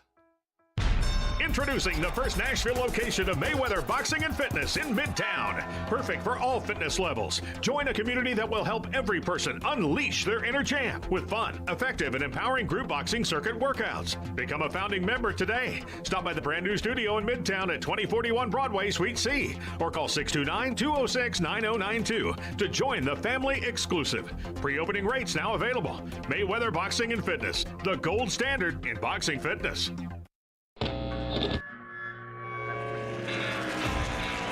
The city famous for its music is about to be overwhelmed by the Symphony of Speed. June 24th through 26th, Nashville Super Speedway will host an exciting weekend of NASCAR racing and entertainment featuring the Ally 400 Cup Series race, the Tennessee Lottery 250, and the Rackley Roofing 200. Tickets are going fast, so visit NashvilleSuperspeedway.com or call 866-RACE-TIX and brace yourself for some full-throttle fun. The Ainsworth Nashville has been bringing a sophisticated twist to the classic All-American Sports Bar, restaurant, and private event experience in Midtown since 2018. Our multi-purpose venue consists of a full-scale restaurant, bar and lounge, and event space. Come for the wings, stay for our happy hour, and visit us for brunch on Friday, Saturday, and Sunday from 10 a.m. to 4 p.m. We've got the good times to keep you singing all night long. The Ainsworth Nashville. Burgers, cocktails, sports. Visit the Ainsworth at 206 21st Avenue South in Nashville or online at theainsworth.com. The Sounds. Play ball!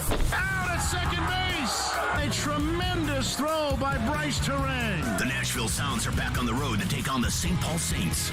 Swing and a miss, strike three. Sounds win. Coverage begins at 6:20 on your home for the Sounds. ESPN 94.9 and the Game Nashville app. What's happening in Nashville? This is Scott Van Pelt. You're listening to Nashville's best sports talk, ESPN 102.5 The Game. So I have the Jimmy Johnson trade chart, the Dallas Cowboys trade chart, and I've got the values of the picks. So, for instance, the Titans pick at 26 is valued at 700 points, and I'm sure we'll be discussing that all throughout tonight's draft show. TD is with us for the TD Power Hour, and not only will you be able to hear us until 6:30 tonight when we'll go digital. But there's a new way to hear us on Nashville's best sports talk, ESPN 102.5 The Game. Check us out on 106.3 FM from downtown Nashville to Spring Hill on I-65 and to Murfreesboro on I-24. You now have two choices to hear our great sports talk and the Nashville Predators. Check out 106.3 now and save it as a preset. TD, trading.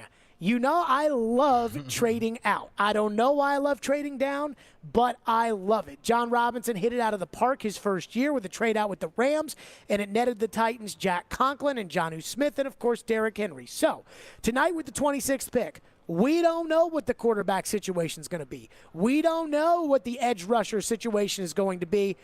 What could you foresee at 26? And knowing what they could get and knowing what might be there if they can move into the second round, how important is it given the needs of the Titans to acquire extra picks and to fill in those other needs? Well, here's the thing, and I laugh at a lot of these people that say this draft is terrible and it's this, that, and the third. One thing that this draft is deep. So we talked about Carl Pickens. We talked about Carl Pickens. Hey, that's the name. Don't class, talk right? that around Chris. Yeah. George Pickens. I'm gonna slip up and say that on purpose later. We talked about George Pickens. We talked about Sky Moore, Christian Watson. These guys, if you can move back into the second round, I mean, those are good options, right? Mm-hmm. You talk about these guards, Marquise Hayes, and I text you during the first hour.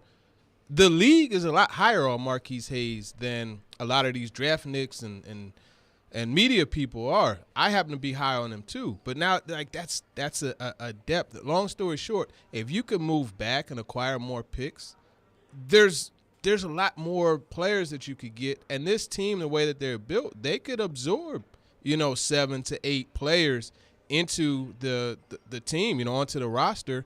They could absorb that, and that would be good for them because why?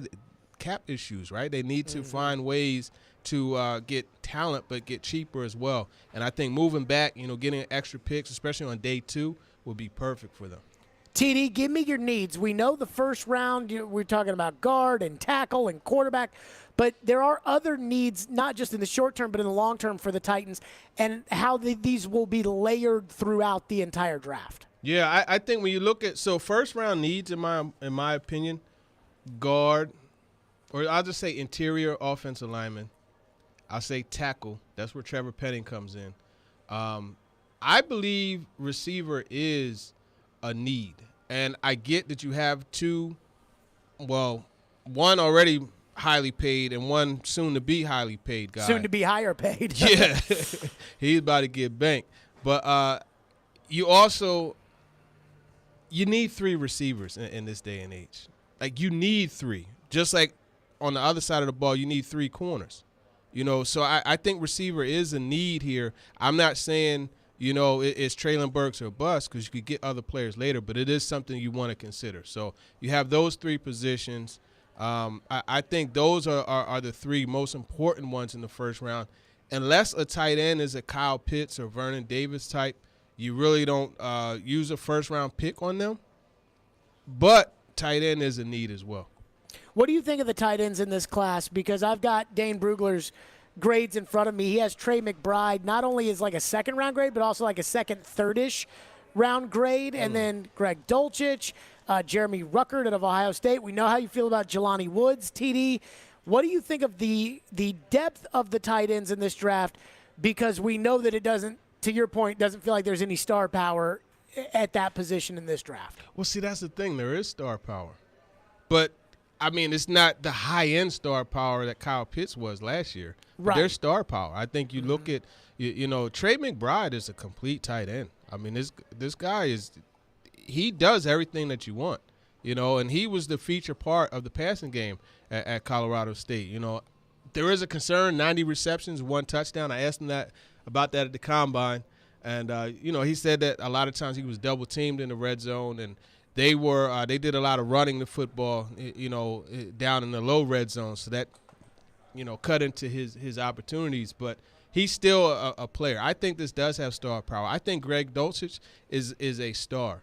He's not getting much attention, but we're talking about a guy that averaged 17.5 yards a catch throughout his college career. And he's not out there playing against, Helen Keller's school of the, you know what I mean? Like, he's playing in the Pac-12, so it's legit competition. And you talk about a guy that runs the deep over, a guy that could flex, a guy that could line up out wide. He's a really good player. Chig Okonkwo, he's another one. It's very, very deep. Cole Turner, you want a matchup problem in the red zone? That's a 6'6" power forward that you just go out there and you tell him to get rebounds for you. So there's a lot of guys. I mean, as you mentioned, Jelani Woods. This tight end group is very deep.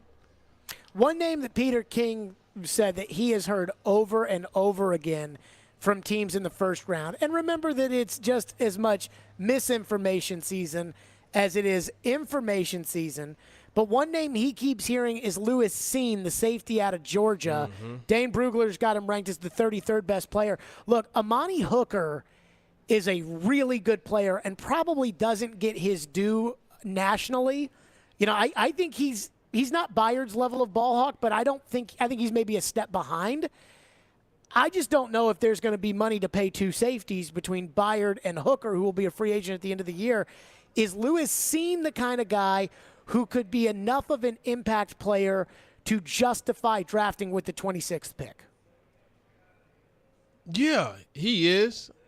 Now, I tell you what, when I was looking at this, I almost put Dax Hill in as one of the top 5 target options. Safety out of Michigan, yeah. Man, listen. You like Buda Baker? Love Buda Baker. He give you the same thing. He can match up against a lot of receivers. He can drop down and play that nickel for you. He single high, two high. He does all of that. And you talk about somebody who arrives with bad intentions, man, that dude will try to knock your block off, when you're running the football. So I think Seen is a very good player too, though. He's someone, he's a hard hitter. I don't think he's as good in coverage as Dax Hill. I wouldn't put him at – he's somebody you could pick, in that back end of the first round. We'll put it that way. But I'll give you another name that no one is really after the Senior Bowl, he had a lot of buzz, but he kind of died down. Jalen Petrie out of Baylor.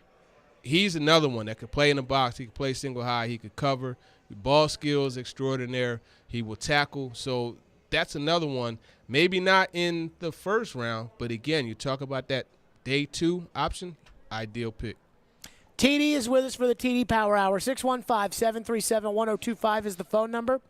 I have a promise to make. I have a promise to make on the show for the draft show tonight. So TD will be a part of this promise. D. Mason, Chris are probably on their way, so they'll probably be listening. And I have a promise that I will make for you, the listener. We'll do that coming up next. But more importantly, we'll get your questions for TD, and we'll get right to them after my promise, which is next. Tune in for Sounds Baseball tonight on ESPN 94.9 as the Sounds take on the St. Paul Saints, the AAA affiliate of the Minnesota Twins. The pregame show with Jeff Him starts at 6:20 and first pitch is at 6:37. Sounds Baseball on ESPN 94.9, presented by 312 Pizza Company, Farm Bureau Health Plans, and Spirited Hive. The college football season never stops. ESPN college football analyst Trevor Manich joins Stillman and Company every Tuesday at 4:30. They've got to do what Nick Saban in Alabama has done so successfully over the last 10 years. Presented by Houston Clinic on Nashville's best sports talk. ESPN 102.5 The Game and the Game Nashville app. From the Fox 17 News Code Red Weather Center. I'm Fox 17 News Code Red meteorologist Dan Guthrie. Sunny skies are going to give way to some cloud cover this afternoon and evening. High temperature up to 79 degrees, and then we are 80s for the weekend with storms. This weather report brought to you by Hiller Plumbing, Heating, Cooling, and Electrical. Call the Happy Face Truck today. Tired of mosquitoes ruining your summer? Stop the bite. Go to tiredofmosquitoes.com and check out your special offer. Take back your summer. Go to tiredofmosquitoes.com. Don't miss the historic opening of Geodis Park on May 1st as Nashville SC comes home for the first time of the 2022 season. Become a season ticket member starting at only $357 to ensure you are there for the big day. Come on in and grab a seat at nashvillesc.com/22ticks. Do you have a VA loan? In this housing market, homeowners with VA loans have access to a ton of instant cash. Willie Donick here. If you need cash for that home improvement or want to finally be credit card debt-free, how does a check for 80 or 90 grand sound right now? Loan Pronto is helping veterans every day get the money they need with a quick and easy, zero-cost cash-out refi with zero closing costs. With a VA loan, it's really cool because you can access up to 100% of your home's value. Use that money to pay off all your high-interest debt or remodel your kitchen, or both. Loan Pronto's all-digital process makes it fast and easy. They're doing loans with super low APRs, and they love working with veterans. In fact, Loan Pronto does zero down purchases for veterans buying a new home. Call now to see what your options are. Call Loan Pronto at 615-499-5780. That's 615-499-5780. Or go to loanpronto.com. 615-499-5780. Equal housing lender, NMLS 166-1781. Subject to lender approval. Hey, it's Chase McCabe, and when I'm out with my friends, my go-to is Screwball Peanut Butter Whiskey. It can be served as a drink or a shot, and it's always a hit with the crew. Screwball is the original and most awarded peanut butter whiskey in the world, made with real whiskey, peanuts, and peanut butter. You can learn more about them by visiting screwballwhiskey.com, and do like me when you're out and about, ask for it by name at your favorite bar. Enjoy responsibly. Copyright 2022 Screwball Spirits, LLC, San Diego, California. Whiskey with natural flavors, 35% alcohol by volume. The metal tour of the year. Megadeth, Lamb of God, with special guests, Trivium and In Flames. Friday, May 6th, Bridgestone Arena. 4 of metal's biggest artists share the stage for one epic night. This is a buck-up. On sale now. Buy tickets at livenation.com. Megadeth, Lamb of God, with special guests, Trivium and In Flames. Smokeville Smoke Shop has been serving Hendersonville and Metro Nashville since 2015 and is committed to providing high-quality, hands-on, and personable customer service. Stop into Smokeville Smoke Shops in Hendersonville, Gallatin, Hermitage, and Goodlettsville to try any of their wide selection of locally sourced products and selection of top nationwide brands, including vapes, hookah, hand-blown glass, detox systems, e-juices, kratom products, leaf wraps, and much more. Visit Smokeville Smoke Shops today. Darren McFarland. That should get you in the mood for a game tonight. Willie Donick. I think between 5.5 and 6 is probably in the ballpark. Chase McCabe. Typically, I like to take the most difficult task and do it first. Darren, Donick, and Chase have you covered weekdays from 10 to 2 on Nashville's best sports talk. ESPN 1025 The Game and the Game Nashville app. Stillman and Company is on. Delivered by TriStar Moving. Live from 3rd and Home, where we will be out here in Germantown, the ballpark, the bar with the ballpark, out here for draft night starting at 5 o'clock. TD, Chris Sanders, Derek Mason, presented by Social Furniture, Apple Collision Centers, Farm Bureau Health Plans, and the Nashville Sheriff. TD Power Hour. TD, I have one promise to make, and then we'll write to your people with the phones at 615-737-1025 with your questions for TD. And that is, I have looked at all the players who I think could go in the first round of this year's draft, and there is not a single player that if the Titans draft tonight that I think I would have a problem with. I am dead serious. Now, I wouldn't mind trading out. Wait, come again? I don't think there is a single player that the Titans could draft in the first round this year that I would be upset with at this point. Now, Really? they may bust. Yeah, because, what do I know about these guys, right? You watch a lot more tape than I do. But, if they take, say, Nakobe Dean with that pick at 26, where they've got 3 middle linebackers on the roster right now, including a third-round pick from last year and a semi-high-paid guy and a guy who probably is going to end up getting paid one way or another in David Long, who's a really good player. That would tell me that John Robinson is taking at a position of strength because he thinks Nakobe Dean is that good, and I think Nakobe Dean's pretty good. Yeah. So I do not foresee myself getting worked up tonight. Now, tomorrow, that might be different. But tonight, I do not see myself falling off the handle. You're going to be like Danny Aiello when the Knicks drafted Porzingis. They drafted who? That'll probably be tomorrow. Tonight, if they draft Kingsley and a guard bar,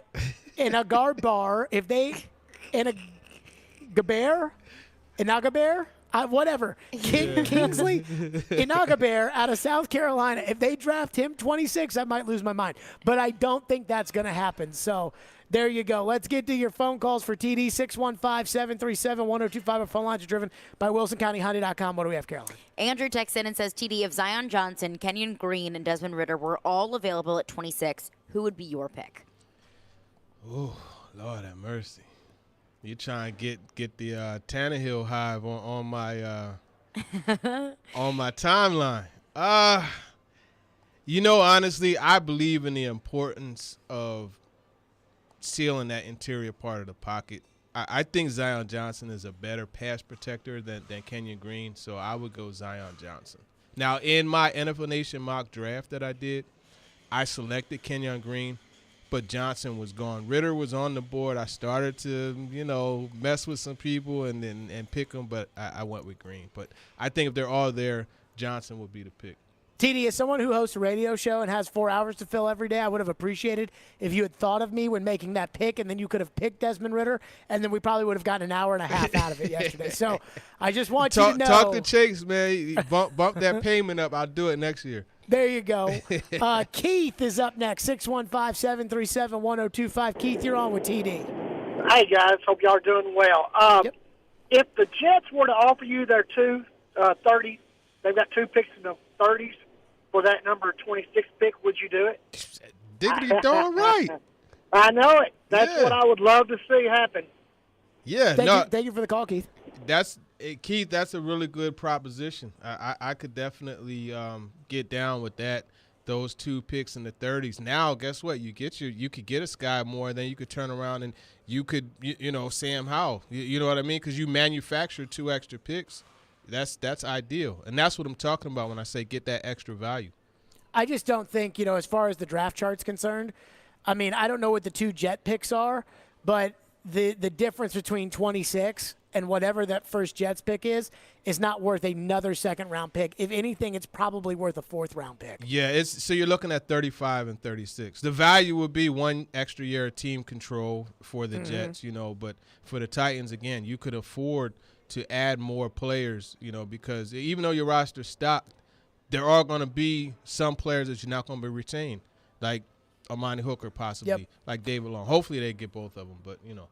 So you would be looking at really the value chart would say probably a third or a fourth would be what you would get if you moved from, say, 26 to 35. You would probably get a late third in order to make the value worth it. You wouldn't get both second-round picks unless Charlie Casserly was doing the GMing, and then you might get both second-round picks. What else we got, Caroline? Canadian Titan texts in and says, do you think there is any true benefit to drafting a quarterback late in the draft? I know TD likes Akil Glass, but with Woodside entrenched as QB2, would a traits guy be a waste?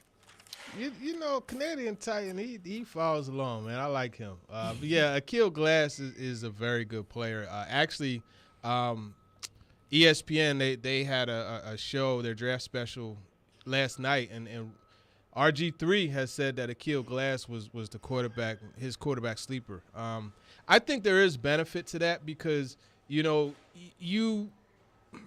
competition, you want it at every position, right? But I think, you know, Akil Glass or someone like that, you know, a Bailey Zappi, those type of players, you never know. Like, you look at Kirk Cousins. He was in the 4th round, you know, and look what he developed into. And they drafted him the same year they drafted RG3, and look what happened. So I think having another crack at the apple as far as the quarterback position is concerned is a plus. Now, I don't know about 6th, 7th round. You know, you're kind of just drafting off of traits. But I think you get into early day 3, round 3, early day 3, you're looking at from like 3 to 5. That's ideal. You know what's crazy, too, about quarterback?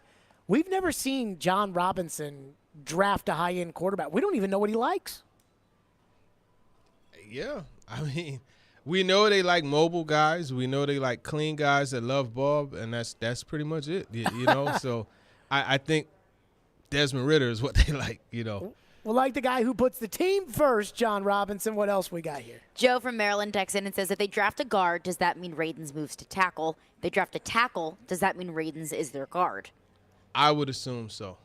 I think that's the way you look at it. And, you know, for me, and I talked to Owen Reese, who is one of the scouts for Optimal Scouting, and he's one of the guys that picks the players for the East-West Shrine Bowl. And I've said this before. The concern with Radens was strength, and that's why he went to work with Joe Staley, the former 49ers offensive lineman. And Owen, yesterday when we had him on talking with TD, that's one of the things because I asked him about Radens, he said that, you know, the big thing for him was he had to get bigger and stronger, and he was hoping that that's what Radens did this past year and continues to do during the offseason. That being said, when you're in the phone booth, it's like two bulls, you know, like you have to be able to anchor down and not allow that pocket to be pushed back, what we talked about earlier. And that's primarily a strength thing. So all of that being said, I think Radens is better suited to be out there at tackle where you're going against more athletic guys, and you're able to, you know, match athleticism on athleticism and not deal with the strength, just the brute strength, right? Because you do have, you know, guys on the outside converting strength to power or speed to power, you know, so that is something you deal with, but there's more focus on strength on the interior. Michael from Missouri texts in and says, TD, curious if you're hearing from your sources about which position groups are likely to have a lot of guys go early and which ones might get pushed down, and if that might create value somewhere for the Titans. Yeah, I think quarterback could be pushed down. The value is as far as like going early, I think you have to look at wide receiver. There's a good chance that 6 or 7 receivers are selected in the first round. You know, it's very likely that 6 are, right? So you look at that, and then that's not really a good situation for the Titans if they wanted to get Treylon Burks.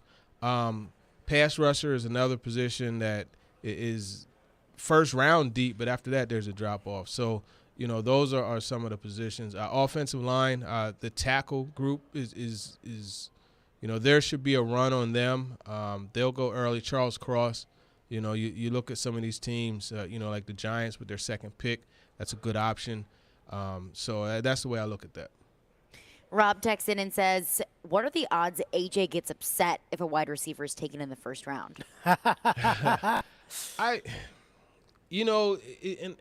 I don't think he gets upset. I think he understands that competition is something that, they want throughout this roster. I don't think he gets upset.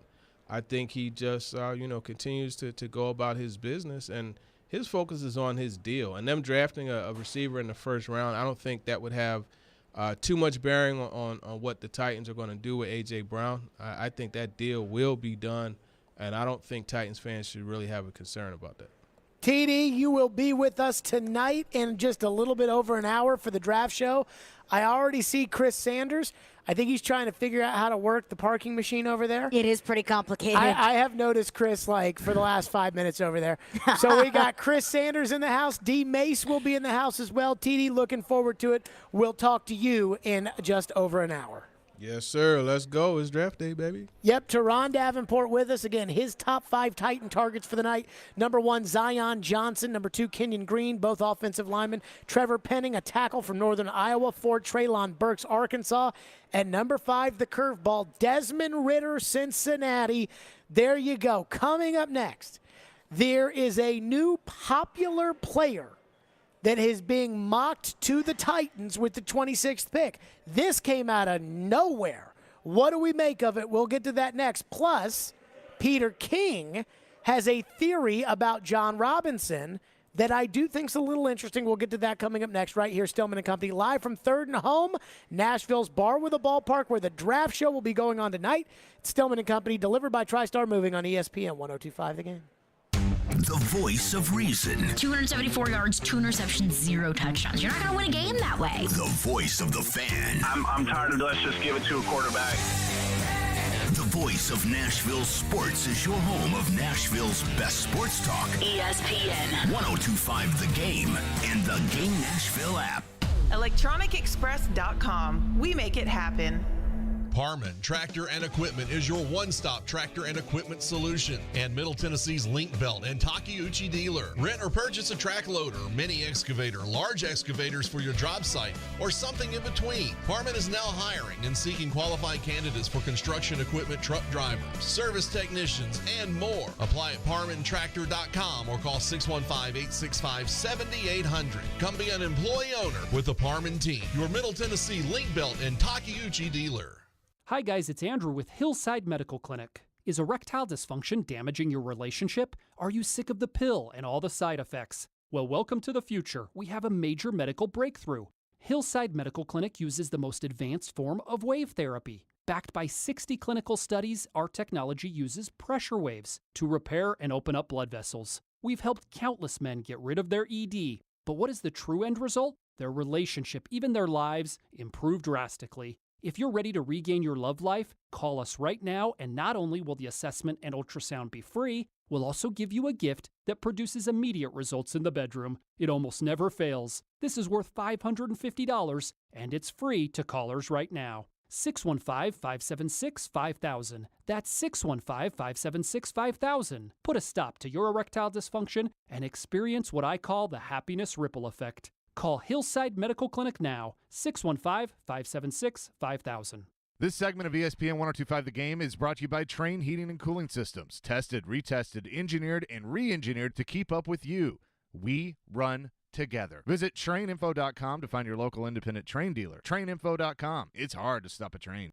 312 Pizza Company is Nashville's authentic Chicago pizzeria, and they're now hiring. Work for a family-owned business and be a part of their incredible team. 312 Pizza Company is hiring for all positions, including host, waitstaff, bartenders, cooks, and more. 312 Pizza Company offers health insurance and paid time off to full-time employees. Contact Kimberly at 615-730-7888 or email at contact@312pizzaco.com. 312 is an equal opportunity employer.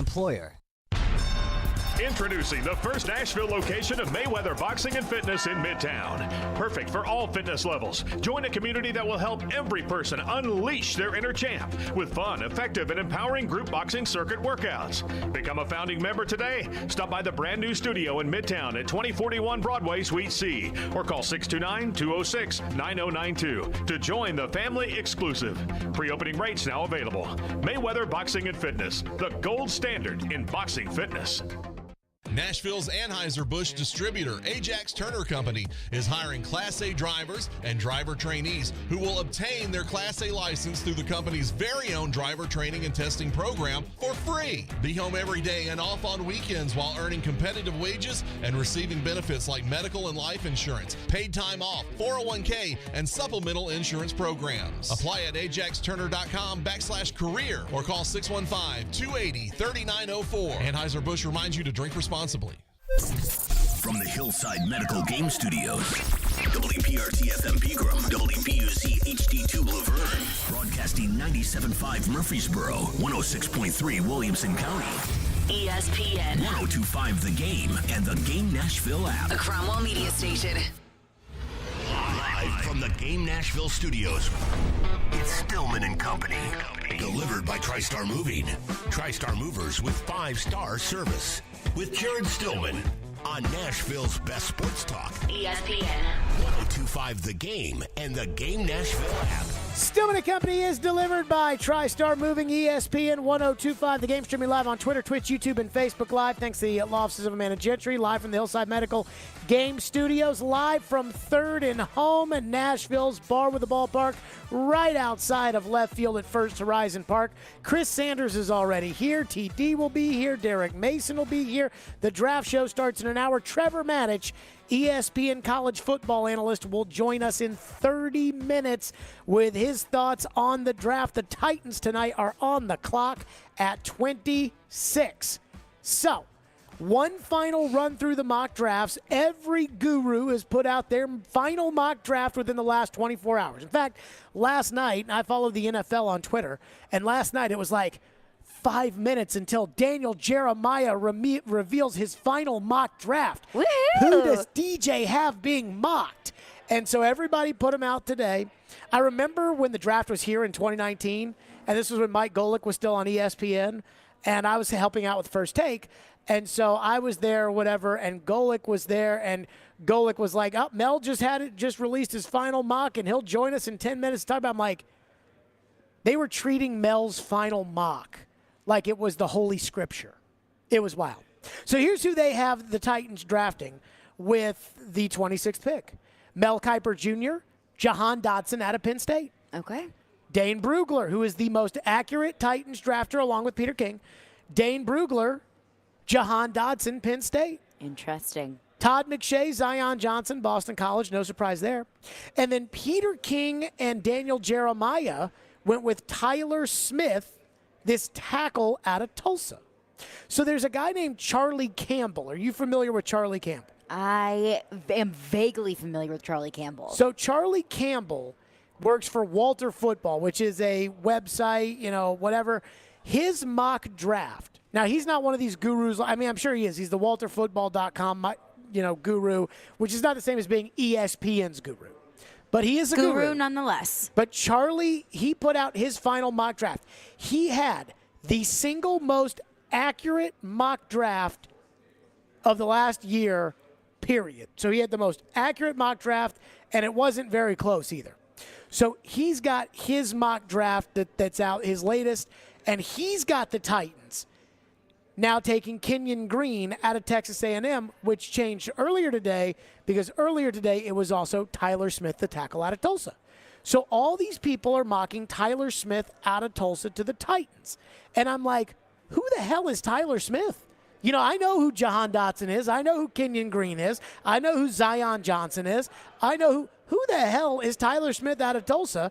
You got Peter King mocking him to the Titans. You've got Daniel Jeremiah mocking him to the Titans. So here's what Dane Brugler wrote in The Athletic. First of all, he's a 6'4", 324-pound tackle. He's one of the youngest players in the draft at just 7 days. 7 days over the age of 21 years old. Now, to compare, Jack Conklin and Isaiah Wilson, the two first-round right tackles the Titans have taken, they were 6'6". So he's 6'4", they're 6'6". Conklin was 308. He's 324. Wilson was 350. Now, their arm sizes and hand sizes are pretty much the same. But here's what Dane Brugler wrote. that he's got excellent leg drive in the run game to displace defenders. He embraces the bully role and finishes with an aggressive attitude to put his man on the ground, which you know Vrabel would love. He was near 350 pounds when he got to college and started to get more serious about his nutrition. Now, I think that's good, right? Like a big guy shows up, loses 25 pounds is much better than fat guy shows up, gains 25 pounds. And, 25 pounds can be good or bad. But if he's losing 25 pounds of bad weight, then that's another thing. Right, yeah, you would assume. Undisciplined hands, exchange, and posture. This is a weakness, making him a flag magnet. He committed 16 penalties last year, including 12 holding calls. And we know Vrabel doesn't like that. So here's the summary from Dane Brugler. Smith lined up at left tackle and head coach Philip Montgomery's up-tempo smash mouth spread. That doesn't seem to be what the Titans play. We saw Zion Johnson was zone blocking, which is what the Titans do. Right. With his size, movement skills, and physical brand of football, Smith is the type of young talent ideal for drafting and developing at the right price. However, he relies too much on aggression, and his chaotic timing and technique lead to balance issues. Overall, he's an incredibly raw, but has the play strength and physical traits to get significantly better with technical and mental development. There is a sizable gap between where he is now and his ceiling as a potential NFL starter, and will require a patient coaching staff ready for a project. Now, the Titans have proven over the last 2 years they're okay taking right tackles that are a bit of a project. But Peter King pointed out that even though he's got the Titans taking Tyler Smith, that there might be a little internal worry about going tackle again 2 years after Isaiah Wilson. Here's what Peter King said. My third straight offensive lineman, Tyler Smith, Tulsa, the tackle. Look, if you are John Robinson, you're going to be a little spooked toward the end of the round when you start thinking about Isaiah Wilson. The tackle picked a couple of years ago late in the first, who ended up absolutely, totally, unequivocally flaming out. You can't let that dictate. You can't let that rule what you're going to do. And since they lost Jack Conklin in free agency to Cleveland, they have needed a long-term right tackle and maybe need a long-term left tackle, because obviously, their left tackle right now is sort of Taylor Lewan. He's going to be 31 in July, and he's getting, you got to move on at some point.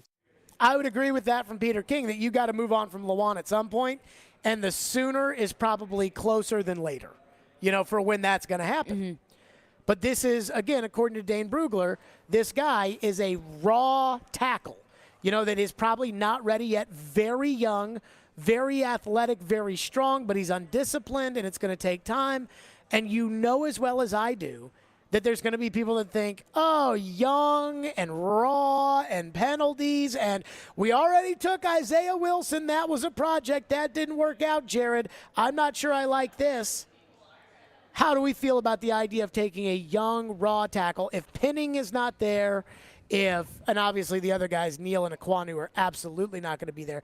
If those guys are not there, Tyler Smith, Dane Brugler has ranked as the 6th tackle off the board. Tackle is a premium position. If that ends up being the pick, and it's a raw pick, and it's a redshirt pick, how do you think the Titans should feel about it? How do you think people will feel about it? Do you think it's right, wrong, or indifferent?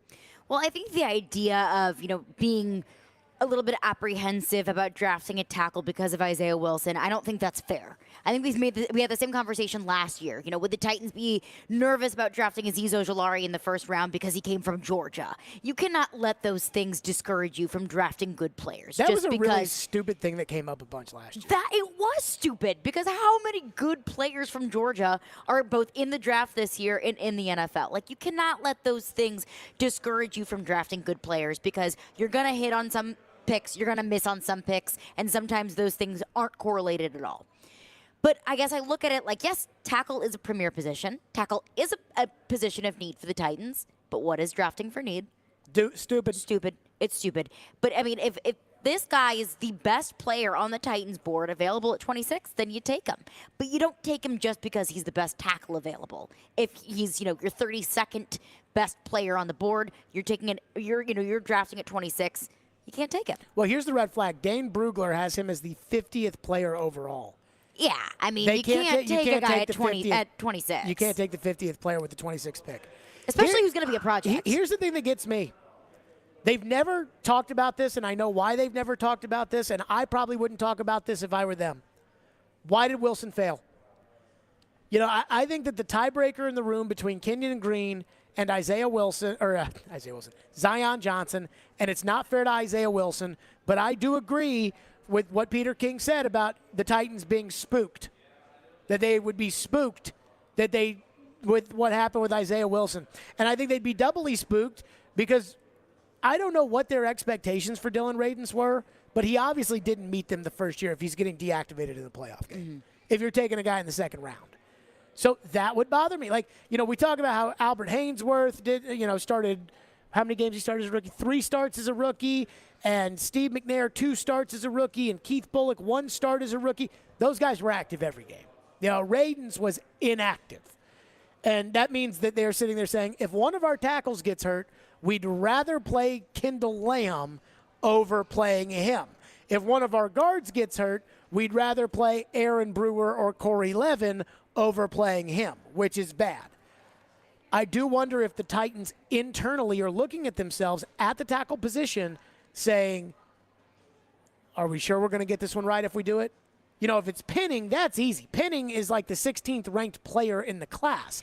You're taking him with the 26th pick. That's easy. And if it's Zion Johnson, at least, you know, personality-wise, you won't miss on the personality. You cannot miss on the personality if you know him on such a personal level, like Mike Vrabel knows him on such a personal level. But again, so those are 2 comfort picks, but there's no guarantee that they'll be there at 26. Tackle. They need a tackle. Now, I'm not, I think drafting for need is stupid, but they do not have a tackle. And tackle is important. But you can't take the 50th best player with the 26th pick. I don't care what position you are. No, and when they've drafted for need, they have struggled with this. And that has been, kind of a reality here for them. But, I mean, I'm spooked at tackle. If they take this kid and he's raw and he's not, I mean, everybody, if they take a tackle in the first round, that tackle's going to have to play. And if he's raw and kind of a project? Well, they're not going to sell us on, he's a backup this year, but, we're building him for the future. You can take that guy in the 3rd, 4th round. I've had enough of that over the years. 615-737-1025. Now, I will say this. I have been long, anti-Keith Carter, the offensive line coach, even though he and I lived in the same neighborhood. I will say this, that if they take another tackle, you want people in your neighborhood to do well. What, he's going to egg you? No. I mean, I live in the same neighborhood with a lot of people that don't like me. But if this is the case and they draft a tackle this year and the tackle doesn't work out, then I'm looking at Keith Carter. 615-737-1025 is our phone number. We'll get to some of your phones. But the most accurate mock drafter of 2022 has a new pick to the Titans, what we think of it, and I have a reality for Titan fans. I've got 5 keys for tonight, and a reality that I think you want to hear. We'll get to that coming up next. Stillman and Company, live from 3rd and Home, where the draft show starts tonight at 5 o'clock. It's ESPN 102.5 The Game. Hey, this is Andrew Allegretta, voice of the Vandy Boys. Listen to the Commodore Hour every Monday at 6 p.m. during the baseball season. Kevin Ingram and I talk with Coach Corbin and special guests on ESPN 94.9 and streaming on the VU Commodores mobile app. The 2022 Major League Soccer season is officially here, and the Nashville SC Stadium nearly complete. Don't miss Nashville SC's home opener May 1st. Grab a seat at nashvillesc.com/22ticks.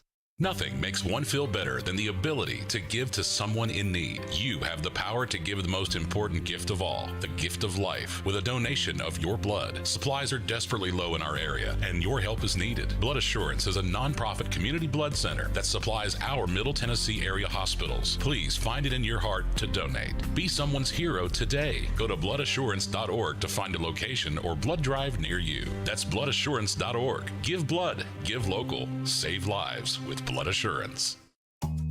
Realizing Geico's great service and licensed agents are available at your fingertips is like realizing the plastic piece that comes with your pizza isn't a tiny doll table. It's to keep the box from touching the pizza. Hey, the pizza's stuck to the box. Where's that little plastic thing? Dolly needed it for her tea party. It's something that's been right there in front of you all along, like the dedicated Geico claims team available to you in the event of an accident to get you back on the road quickly, or how your smartphone charges faster when you put it on airplane mode. Wow, what if I put it on rocket mode? It's something you can't believe you never realized before, like how Geico's industry-leading app lets you pay your bill, file a claim, manage your policy, or summon help when you need it. Or how those holes in your shower caddy are there so you can store your shampoo bottles upside down. Showers happen fast when you're not waiting on shampoo. Great service. It's just one of the many reasons to switch to Geico. They're all right there in front of you. Family Leisure invites you to vacation at home with a new spa, pool, patio furniture, or wood play gym this summer. I really want a spa. 40 spas on display from Artesian, Best Spas, and American Select. Prices starting as low as $29.99. Family Leisure has over 100 sets of patio furniture with free delivery. That sounds good to me, too. We should really look at the wood play gyms for the kids. Family Leisure has the Diamond Point swing set on sale at only $24.99 installed. Family Leisure's Vacation at Home sale in Franklin and Antioch. The Eagles Hotel California Tour. Welcome to the Hotel California. Live in concert with a full orchestra. Performing their iconic album Hotel California, beginning to end. Plus a greatest hit set. The Eagles. One of these nights. Tonight at Bridgestone Arena. Get tickets now at livenation.com. If your wiper blades are smearing and streaking, stop by O'Reilly Auto Parts to save $8 instantly on a pair of Rain-X Latitude wiper blades. Our professional parts people will even install them for you for free. Improve visibility and save money with Rain-X Latitude wiper blades. Visit O'Reilly Auto Parts or shop online at O'ReillyAuto.com. O'Reilly Auto Parts. If you've missed any of today's show, just search Stillman and Company on Apple, Spotify, or your favorite podcast platform. I know Trent Baalke well, and I know he didn't make up his mind in January or February or March that they were taking Aiden Hutchinson. That's just out there because the gurus want you to believe that they know what's going on. But in reality, they don't because they're not in the rooms. They're not in the room. And by and large, neither are the scouts. And the executives with the clubs, by and large, don't tell them. There's no point in doing that. Unless you're putting out bad information. There you go. That was Bill Polian with his "The Gurus Don't Know" rant on Sirius XM. And you know that they love it. You know the football people love saying the gurus don't know. And everybody knows Who that the hell is gurus Mel don't know. Kiper? Oh, boy, that's one of my favorite. That is a good one. That never gets old. So I do want to say this, though. The most accurate mock drafter of last year, and apparently it wasn't even close, is Charlie Campbell from WalterFootball.com. He has the Titans at 26 drafting Kenyon Green, the guard out of Texas A&M. He writes this, quote, "The Titans obtained Robert Woods to pair with A.J. Brown, but that's not enough receiving talent to aid Ryan Tannehill. Unfortunately for the Titans, the top receivers are off the board, so perhaps Tennessee should target a guard to replace the departed Roger Saffold. Kenyon Green is a former 5-star tackle, but he may have to play guard at the next level." You know how I feel about guard. Got to make the Pro Bowl. Got to make the Pro Bowl if you take him in the first round. Now, here's the good news for the Titans, and that is that I have come up with a list of all the guys who the Titans have no chance at drafting. So I immediately, whenever you're picking, wherever you're picking, you just got to say, okay, who are the guys you're not going to be able to pick? Here's my list, and stop me if you think any of these guys would actually, that there's a remote possibility they could be available at 26. Okay.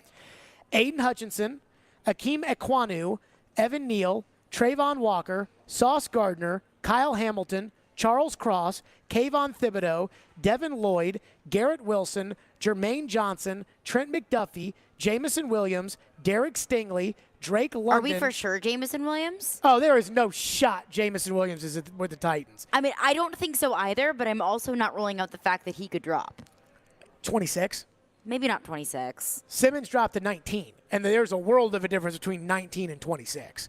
I mean, by the trade chart, 19 is 875, 26 is 700. So, Jamison Williams, Derek Stingley, Drake London. I did cross this one off there because I just don't see it because it's a tackle. Trevor Penning, though I would kill to have Trevor Penning on I the would Titans. put that one in kind of purgatory. Maybe, because we know that this is going to be such a defensive-heavy draft. 4 tackles go before 26, though, in almost every Probably draft. so. So I got to do it. But I'm putting it in my personal purgatory. Chris Olave, Mm-hmm. Jordan Davis, the tackle out of Georgia. Probably all fair. Okay. So that means that there are 8 picks.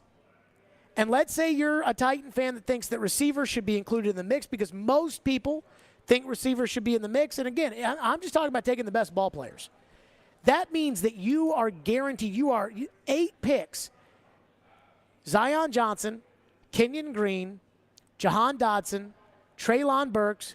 We didn't include the 2 quarterbacks. Now, I'm making the assumption that the 2 quarterbacks are going to be gone by the 26th pick. Simply In Malik Willis and Kenny Pickett? Yes, simply because they play quarterback. But those are 2 extra picks, and we know, like, hey, if Pickett's there, and I cannot stand the small hands, but if Pickett is there at 26, put on the bench behind Tannehill, Willis, big hands, big arm, needs to learn how to play in the NFL. You could put him on the bench behind Tannehill. I don't with 3 see Willis quarterbacks. being there. With Carolina and New Orleans and Pittsburgh and Atlanta and Carolina, Seattle all Carolina's picking before in a the tough Titans. spot. Carolina's got the 6th pick. You can't take a quarterback at 6. You can't take a quarterback You can't at take 6. a quarterback at 6. And everybody's trying to move down. And you can't move down to the spot for Willis, and they don't have a 2nd-round pick, and they don't have a 3rd-round pick. But let me finish this point, which is that if you go back, there's 8 picks. Johnson, Kenyon Green, Jahan Dotson, Treylon Burks, Kenny Pickett, Malik Willis, that's 6. And then take any combination you want of George Karlaftis or Devontae Wyatt, the DT out of Georgia, who I don't think would be there anyways. And basically, you're guaranteed one of those 8 players. And I think if the Titans walk away with Jahan Dotson, if Jahan Dotson is the next Marvin Harrison, then I think that's a great pick. And so this is why I think that in this draft, and we forgot Linderbaum, add Linderbaum. So now you just need, unless they go all in that order, if they all go in the order of Jahan Dotson, Kenyon Green, Zion Johnson, Treylon Burks, Kenny Pickett, Malik Willis, Tyler Linderbaum, if they're all taken, then that means that there's one player that would leave you with no shot at a player that you want. And I just believe that that's impossible. You're going to throw a Sky Moore in there maybe? No, because he's a 2nd-round pick. He's 2nd round. You're not taking him 26. So, I mean, one of those guys is going to be there. And if there's a run on the quarterback, multiple of those guys are going to be there. And that's the good news if you're a Titans fan, is that multiple of those dudes will be there if there's a run on the quarterbacks. And if there's not a run on the quarterbacks, then one of the quarterbacks will be there, or one of these guys drops. And then all of a sudden, the Titans on the clock, Jermaine Johnson, 26. I know they got pass rushers, but Jermaine Johnson is a better player than any player that you would be able to draft. Let's go to your phone. 615-737-1025 phone line driven by WilsonCountyHonda.com. Ellie is up next. Thank you for calling. Go ahead, Ellie. No, I think ideal for the Titans is get a top player, first pick. Don't miss it. Hopefully get the wide receiver that we need. And then in the 3rd round, get Daniel Parham from Kentucky, who's not that far off from the other 2, or Fialale. I mean, you saw Kentucky's running game. He's a good player. He should be available possibly in the 3rd round. Or they might surprise everyone, and maybe that's why Tannehill's not been so vocal. And they might be told Tannehill they might be drafting quarterback, and they might take a Carson Strong. Thank you. Who are you talking about from Kentucky?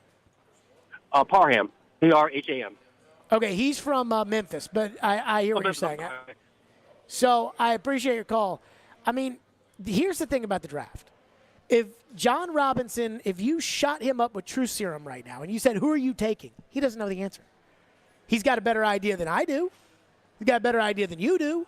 But he has no idea who he's taking because he doesn't know who's going to be there. And this draft is more wild than all the other drafts. So, I mean, they have probably done 100's a lot. They've probably done 10 mock drafts in the last 2 weeks in which they've given different people in the room different teams, and they've had them pick them just to think about what these teams are thinking. There is one big question, though, about Tyler Linderbaum, which is Dane Brugler has him ranked as the 19th best player. If you can get him at 26, that's really good value. Here's the problem, though. Polian loves Linderbaum. But Peter King was talking about Linderbaum and was basically saying he's never played anywhere but center. And because he's small, it reminds a lot of people of Jeff Saturday, because he's small, there's a thought that he couldn't play guard because he's never played guard, which means would you take a center with the 26th pick and move Ben Jones over to guard? Now, they have played Ben Jones at guard at a very rare occasion a couple of years ago, but that's a lot to ask an old Ben Jones, who's kind of the leader of your offensive line and has been the leader of your offensive line for 6 years, to say, hey, old man, move over to left guard because we want to draft this center. But that's exactly what they would have done with Bruce Matthews. Now, I don't know what they think of Jones as a guard. I don't know what Keith Carter thinks of Jones as a guard. But Linderbaum, if he's the 19th best player, he's there at 26. Ben Jones isn't getting any younger. That I would find to be interesting. That would be a conundrum that the Titans put themselves in. What does Trevor think? We got all these names. We got all these possibilities. Trevor Maddich will join us. And I'm going to ask Trevor this question. I'm going to say to Trevor, what would your plan be if you were John Robinson right now, not knowing how this first round is going to go?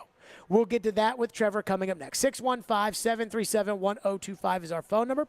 Pro Golf is coming to Nashville this May with the Simmons Bank Open. Text the keyword golf to 615-737-1025 for a chance to win a weekend pass for 4 to enjoy the event in style, including food and drink, plus a Predators gift pack, including polo shirt, golf balls, and umbrella. Text golf now to 615-737-1025 and enter to win. This is Tanner Janot, and this is Smashville. And now down the right wing side, Tanner Janot. His shot, he scored! Tanner Janot with a shot! This is the flagship of the Nashville Predators Radio Network. ESPN 1025, The Game. Victory Award-winning New Amsterdam Vodka knows all about it. But in life, it's not always so clear. So New Amsterdam Vodka believes that in life, you've got to find your own wins. You've got to overcome your fears. Go all in, even when you've got nothing at all. Find your wins. And when you do, raise that glass of New Amsterdam Vodka in victory. You've earned it. New Amsterdam Spirits Company, Modesto, California. It's the return of Jack White, live in concert. The Supply Chain Issues Tour. This Saturday and Sunday at Ascend Amphitheater. Get tickets now at livenation.com. The brand new albums from Jack White, Fear of the Dawn, is available now. And Entering Heaven Alive drops July 22nd. Don't miss Jack White. Visit jackwhitethird.com for more information. Do I need Medicare when I turn 65, or can I wait? With more than 70 years of experience helping Tennesseans, Farm Bureau Health Plans can answer all your questions about Medicare. Part A, B, C, D, it's all alphabet soup to me. So if you're looking for an affordable way to cover the gaps left by Medicare or protection from the high cost of prescription drugs, you can plan on us to make it easy. Find out more at fbhp.com. Farm Bureau Health Plans. Plan on us. We've all heard the saying that a little can go a long way. This is especially true during the Big Paybacks 24-hour online giving event, helping support hundreds of local nonprofit organizations. From 6 p.m. on May 4th through 6 p.m. on May 5th, a gift as little as $10 could be boosted by cash prizes and help to make a big difference in the life-changing work of local nonprofits. Find out more at thebigpayback.org.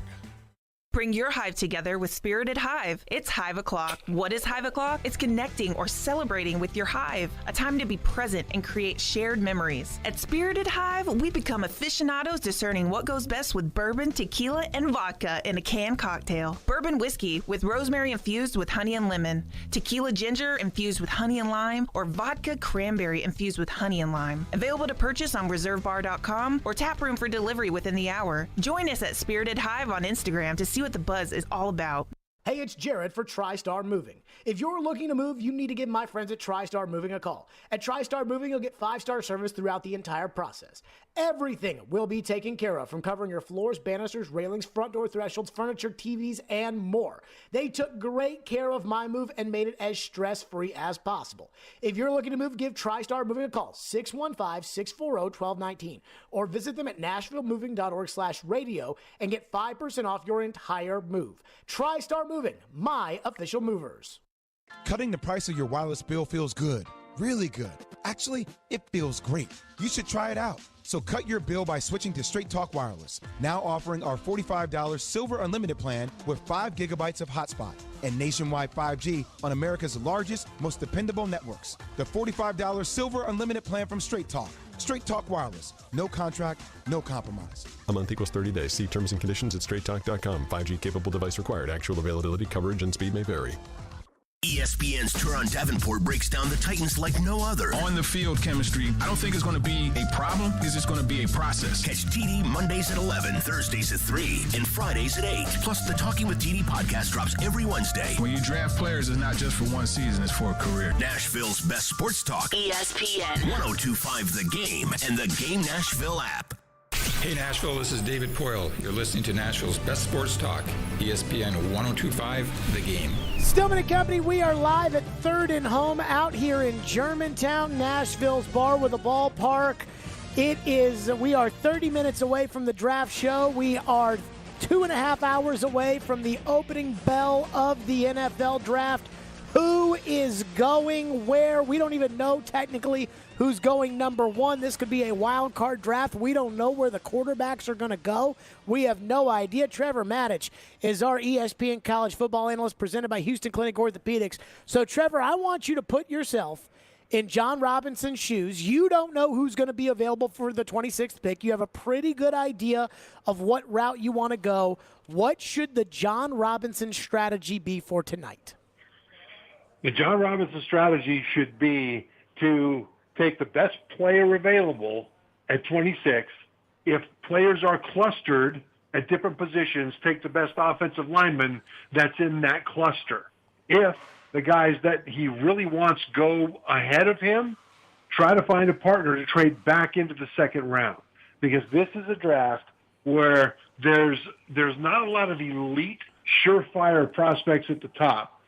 But there are a whole bunch of guys clustered between, say, 20 and into the beginning of the 3rd round, where if you do your homework, you'll be able to get some work done. That's why it's kind of awful for him that he doesn't have a second-round pick. But if he can trade back, he ought to be able to get especially one of those offensive linemen that we've been talking about earlier in the 2nd round without having to take one at number 26 and pick up a couple of extra picks on top of it. Trevor, you were a first-round pick. You played guard in the NFL. You moved around on the offensive line, moved around different teams throughout your career. I have a theory on guards, and I want your thoughts on it. I believe, because a lot of people are talking about Zion Johnson and Kenyon Green, and I'm fine with those guys if the Titans take them with the 26th pick to plug in at left guard. But if you take a guard in the 1st round, in my opinion, that guard needs to be going to the Pro Bowl almost every year. And, I mean, I kind of stole that take from Floyd.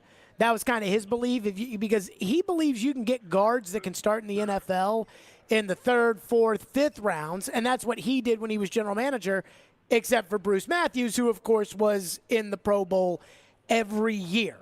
When you see these guards, are they Pro Bowl caliber guards to you? Are they first-round guards that will make that kind of an impact? I'm not asking for Quentin Nelson because he's headed to the Hall of Fame.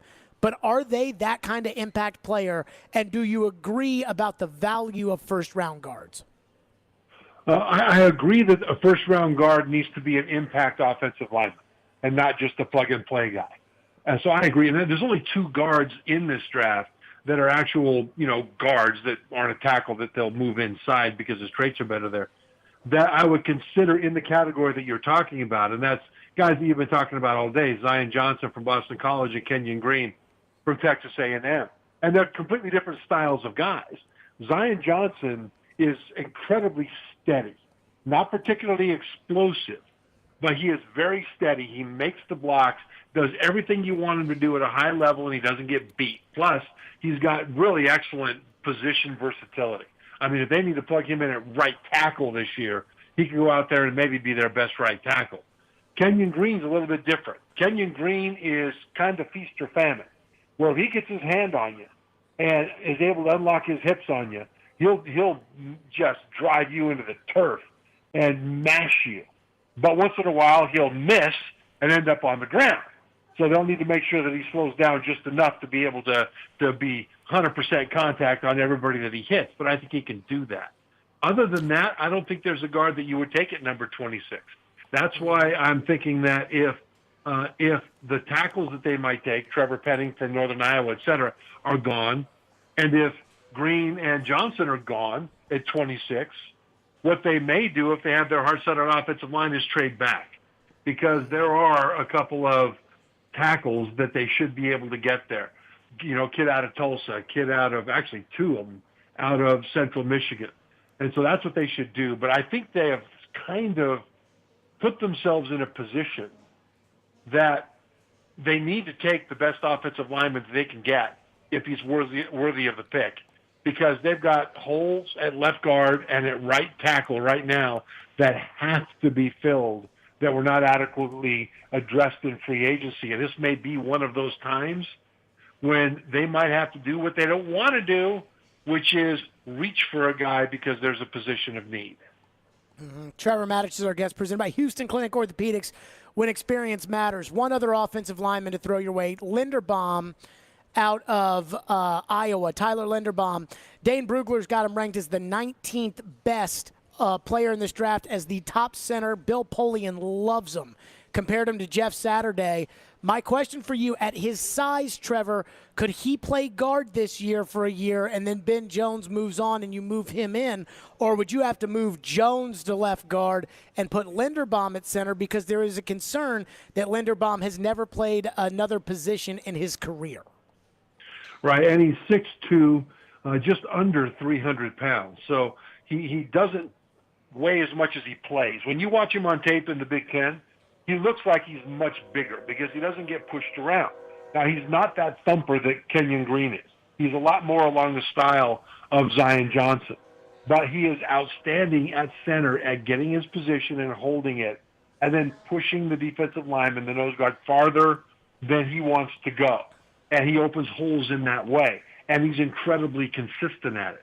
I think if you look at him from a standpoint of just pure grade, I'd put him slightly above Johnson, but I would take Johnson instead of Linderbaum if they're both available because of the position versatility. Whereas Johnson has played guard and tackle in college and then did great at center for the first time ever in the Senior Bowl. Linderbaum's a guy that's been really focused in at one spot. I think right now, because of the needs that this team has at different positions, you'd be better off taking Johnson as long as you have them graded similarly. Trevor Matich is our guest, presented by Houston Clinic Orthopedics. When experience matters. Give me your top choice from this list for the Titans, because I think at least one of these guys is going to be there with the 26th pick.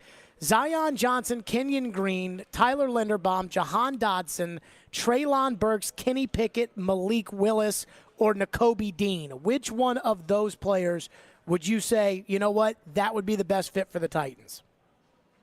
I'd say Zion Johnson would be, partly because I think he would fit in that group from the standpoint of a cluster of grades, with the exception of Nakobe Dean. I have Nakobe Dean graded higher than a lot of people do. We can talk about him in just a second, but I think Johnson's the guy I would take. Treylon Burks is intriguing to me because the receiver out of Arkansas, big guy, 6'2", about 225. He's built like a big running back and runs in the mid-4.5s. And you see him in the SEC get separation. You see him pull away from people. He's got a real knack for getting the ball in his hands and then making plays, doing things beyond just running over guys. So he's an intriguing prospect. And if he falls to that point, they may want to take him. I think that any quarterback that they would take at that point, to me, would be a mistake. I don't care which quarterback fell. Well, I take that back. If Malik Willis fell that far, which I'd be stunned if he did, then to take him at 26 as a guy who's got potential for Pro Bowl caliber play or potential for bust, right? He's the biggest boom-bust prospect at quarterback in this draft. But if he falls at 26, they'd have to really seriously think about it because, you know, if you've got a quarterback that you could develop for a couple of years and he may turn into a version of Lamar Jackson, then you might not be able to resist that. But as we talk about, what you would do there, I think that the Titans are in a position where they're boxed into a corner from a position standpoint. And I think, they could take a receiver. That would be nice. The kid out of North Dakota State I really like. I like Jahan Dotson out of Penn State. There's a bunch of receivers that I think would be available at 26. Here's the problem. If you take a receiver at 26, you play in an offense that requires the running game to go in order for the passing game to be unlocked. And with a left guard, starter at left guard that projected weighs about 270 pounds, and a starter at right tackle that couldn't play at all last year at any position, penciled in as the only right tackle on the team depth chart right now, your running game isn't going to go. And your receivers aren't going to do you much good. And I'll tell you this, that in the AFC, especially with Russell Wilson coming over, you look at the quarterbacks in the AFC now, it's just astonishing. Tennessee is not going to win the AFC Championship and make the Super Bowl by trying to have a better quarterback-receiver combo than Kansas City or Buffalo or Denver. It's just not going to happen. They need the running game to be dominant and then have that unlock the passing game. And that's why they're kind of in a box. They have to upgrade that offensive line, or I don't care who they have at receiver. Trevor Maddich is with us, ESPN college football analyst. There is a rumor surrounding the Titans. We will get to that next. I want Trevor's thoughts on it, again, as we get you set for draft day. Plus, how's the top of this board going to shake out? We'll get Trevor's thoughts on that next. Again, Trevor's presented by Houston Clinic Orthopedics. When experience matters. Stillman and Company, live from 3rd and Home out here in Germantown at First Horizon Park, Nashville's bar with a ballpark. It's draft day, people. It's ESPN 102.5 The Game. Robby and Rexrode here on ESPN. Welcome into the DDC. Stillman and Company is delivered. There's a new way to hear 102.5 The Game. Nashville's best sports talk on 106.3 FM. From downtown Nashville to Spring Hill on I-65 and to Murfreesboro on I-24. You now have two choices to hear our great sports programming. Get the extra point, no problem. And the Nashville Predators. He scores! Check out 106.3 now and save it as a preset. From the Fox 17 News Code Red Weather Center. I'm Fox 17 meteorologist Greg Bobus. Good looking forecast into tonight. A mainly cloudy night with temperatures in the middle 50s. That cloud cover breaks slowly throughout your Friday morning and afternoon with a high temperature of 82. A few isolated rain showers take us into Saturday. This weather report brought to you by Hiller Plumbing, Heating, Cooling, and Electrical. Call the Happy Face Truck today. Staples stores are a new world of possible with innovative tools for small business and remote workers and learners. Explore more at your local Staples store or staplesconnect.com. Don't forget to grab your mom something special this year. Shop at Social Furniture for their Mother's Day sale, where everything is in stock. They have sofas, bedroom sets, and top-name brand new mattresses like Purple, Serta, Sealy, and Simmons on sale now. Running out of time? Well, at Social Furniture, there's no waiting and same-day delivery. Use Social Furniture's financing plan and pay no interest for 1 full year. Shop at Social Furniture today on Charlotte Avenue in West Nashville. Shop local. Shop social. Social Furniture is a proud supporter of your Nashville Predators. With PatriotSoftware.com, accounting and payroll, keep your time and money. Mike Capel here, serial entrepreneur. While starting my first of 5 successful businesses, I foolishly did my own accounting. I stuck the more difficult tax forms in a drawer for later, which caused the tax man to cometh. That little mistake took an entire team of accountants weeks to prevent the tax man from clubbing me. Moral of this story? Use Patriot's accounting software because it's easy, and tell your accountant to use the same accounting software you use. Then, if the tax man cometh, you'll be the one holding the club. Go to patriotsoftware.com. Use promo code RADIO and get 2 months of accounting software free. That's patriotsoftware.com. PatriotSoftware.com, accounting and payroll, keep your time and money.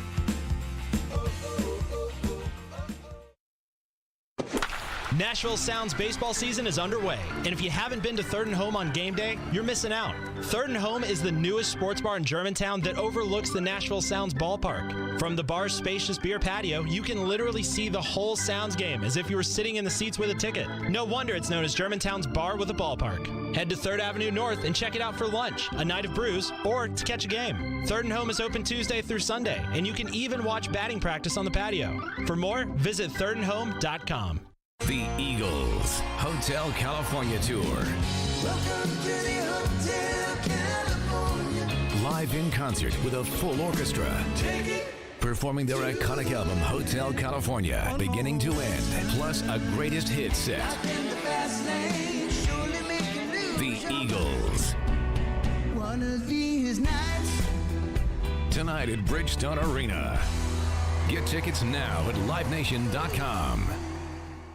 70% of the Fortune 100 choose Zoom. With phone, chat, workspaces, apps, events, and video in a single platform, Zoom powers all your communications. Large enterprises, small businesses, and individuals use the secure Zoom platform to enable new ways of working, learning, hosting events, and supporting their customers. And now you can save 15% on meetings, chat, and phone with the Zoom United bundle. Visit zoom.com/bundle. Zoom, how the world connects. Inside knowledge on the Titans. Todd Downey's got his notepad out right now, just writing things down. Inside knowledge on the Predators. They can go right into the forecheck, and boom, you get a beautiful goal from Colton Sissons. And then there's a team in Knoxville. How excited should Tennessee fans be by what they've seen from Josh Heupel in year one? Wake up and hang out with Robby and Rexrode. Weekday mornings from 6 to 10 on Nashville's best sports talk. ESPN. 102.5 The Game and the Game Nashville app. Watch live on Twitter, Twitch, and YouTube. This is Stillman and Company. Delivered by TriStar Moving. So for the sake of this segment, instead of over-under, we're going to go before or after. So what do you say, Mel? Before or after 12.5 for Willis? This is a tough call, Matt. It was Carolina at 6, but I'm hearing after, maybe. They trade down, could be in the middle of the first after. Could he get to 20 in Pittsburgh? Yes, he could. So I'm going to say after on Malik Willis. All right, before or after Kenny Pickett at 14.5? I'm going to say after. If you got Malik Willis dropping into the mid-first, where's the second quarterback going to go? If Carolina either trades down or doesn't take a quarterback at 6, and then Pittsburgh ends up with Malik Willis, where does Kenny Pickett go? That's the question mark. Does somebody trade back into the late first? Possibly. I'm going after again on Kenny Pickett. All right, next one. Desmond Ridder, before or after 30.5?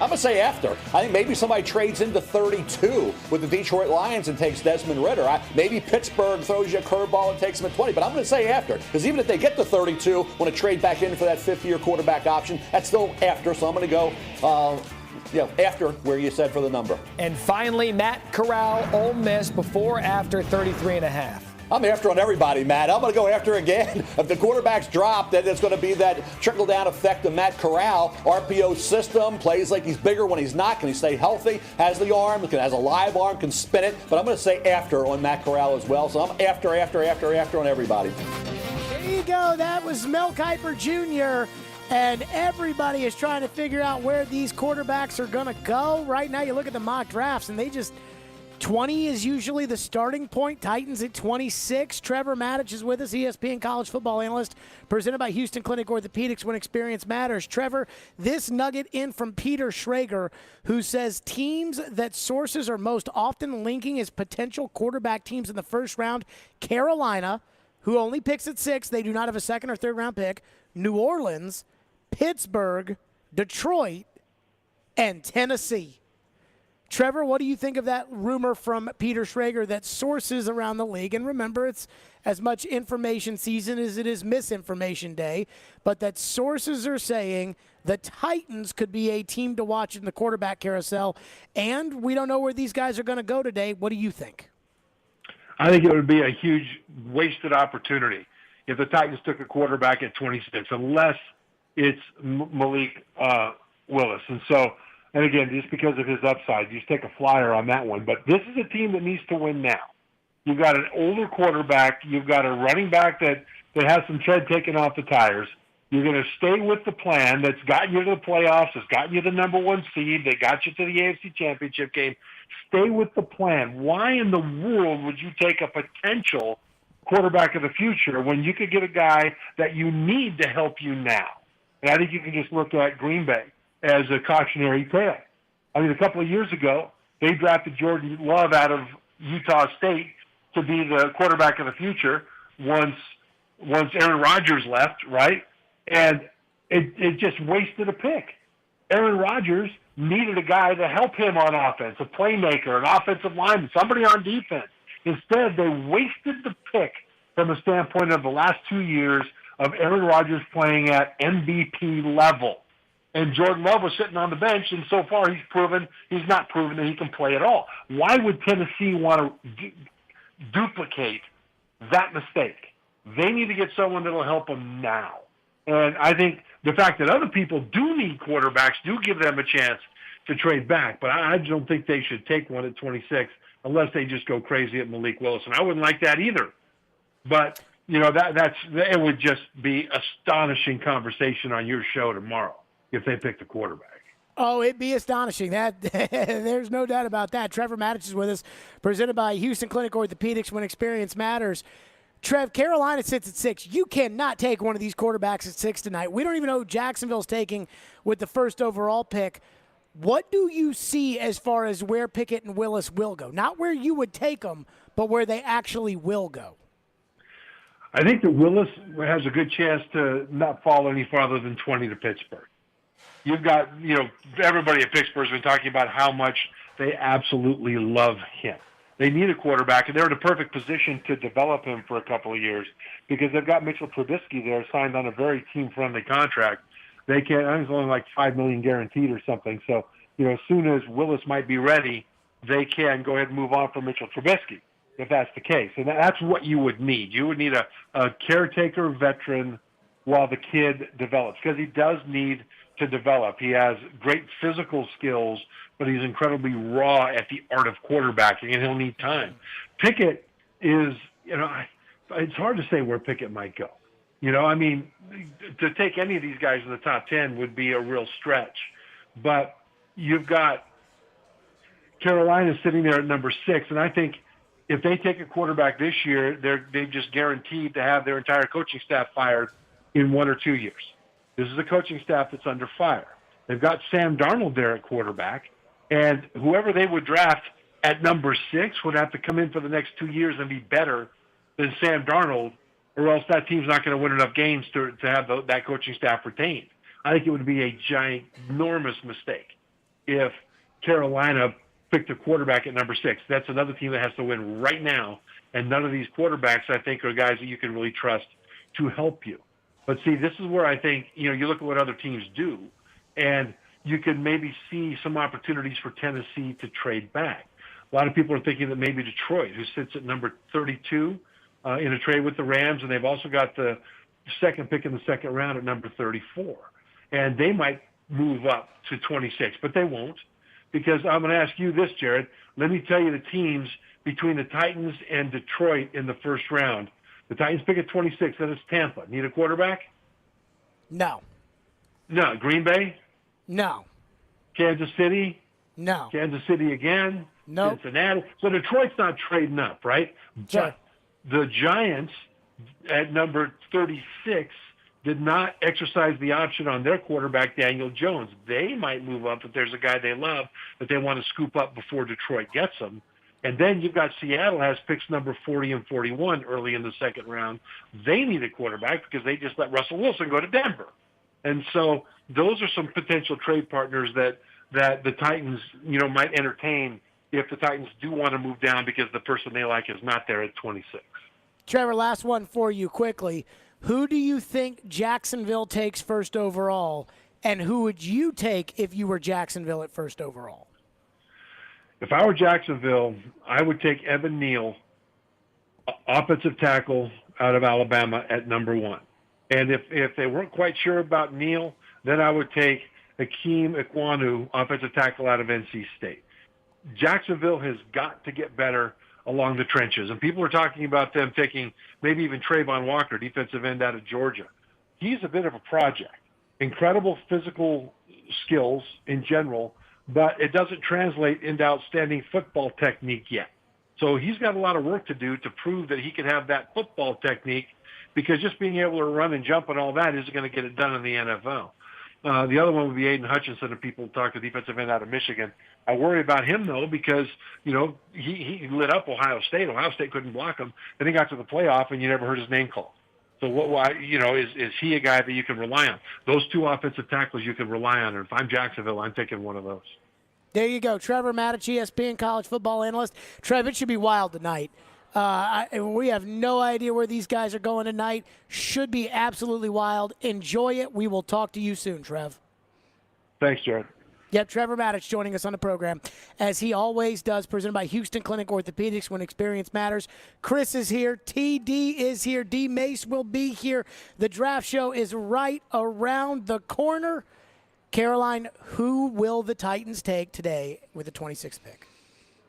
If he's there, Zion Johnson. Not if he's there. You got to give me a Zion Johnson is my pick. There you go. All right, Caroline, tell us about the Caesar Sportsbook app. All right, here's the Caesar Sportsbook report, a very special Caesar Sportsbook report since it is the NFL draft. And since it's such a special day, Caesar Sportsbook is giving out first bet insurance for all their new users up to $1,100. Download the app and use promo code CZR, one word, radio CZR, and then place your first bet. And if you win, congratulations. Go spend that money somewhere fun. But if not, you'll get your wager back as a free bet. So if you need something to put that first bet on, I'm looking at Sauce Gardner's 2022 draft position. Derek Stingley's draft stock has only been rising, so I think you're going to see Sauce Gardner fall. I'm going to take the over at 5.5 plus 125. I think you may see him go 7 to the Giants, but that's my take. Do it how you want it, but do it with the Caesar Sportsbook app. Must be 21 and physically present in Tennessee. New users only. Bet amount of qualifying wager return only if wager is settled as a loss. Paid as a single bet credit. Must be used within 14 days. See Caesars.com/promos for full terms. Gambling problem? Call or text the Tennessee Red Line at 1-800-889-9789. Caesar Sportsbook.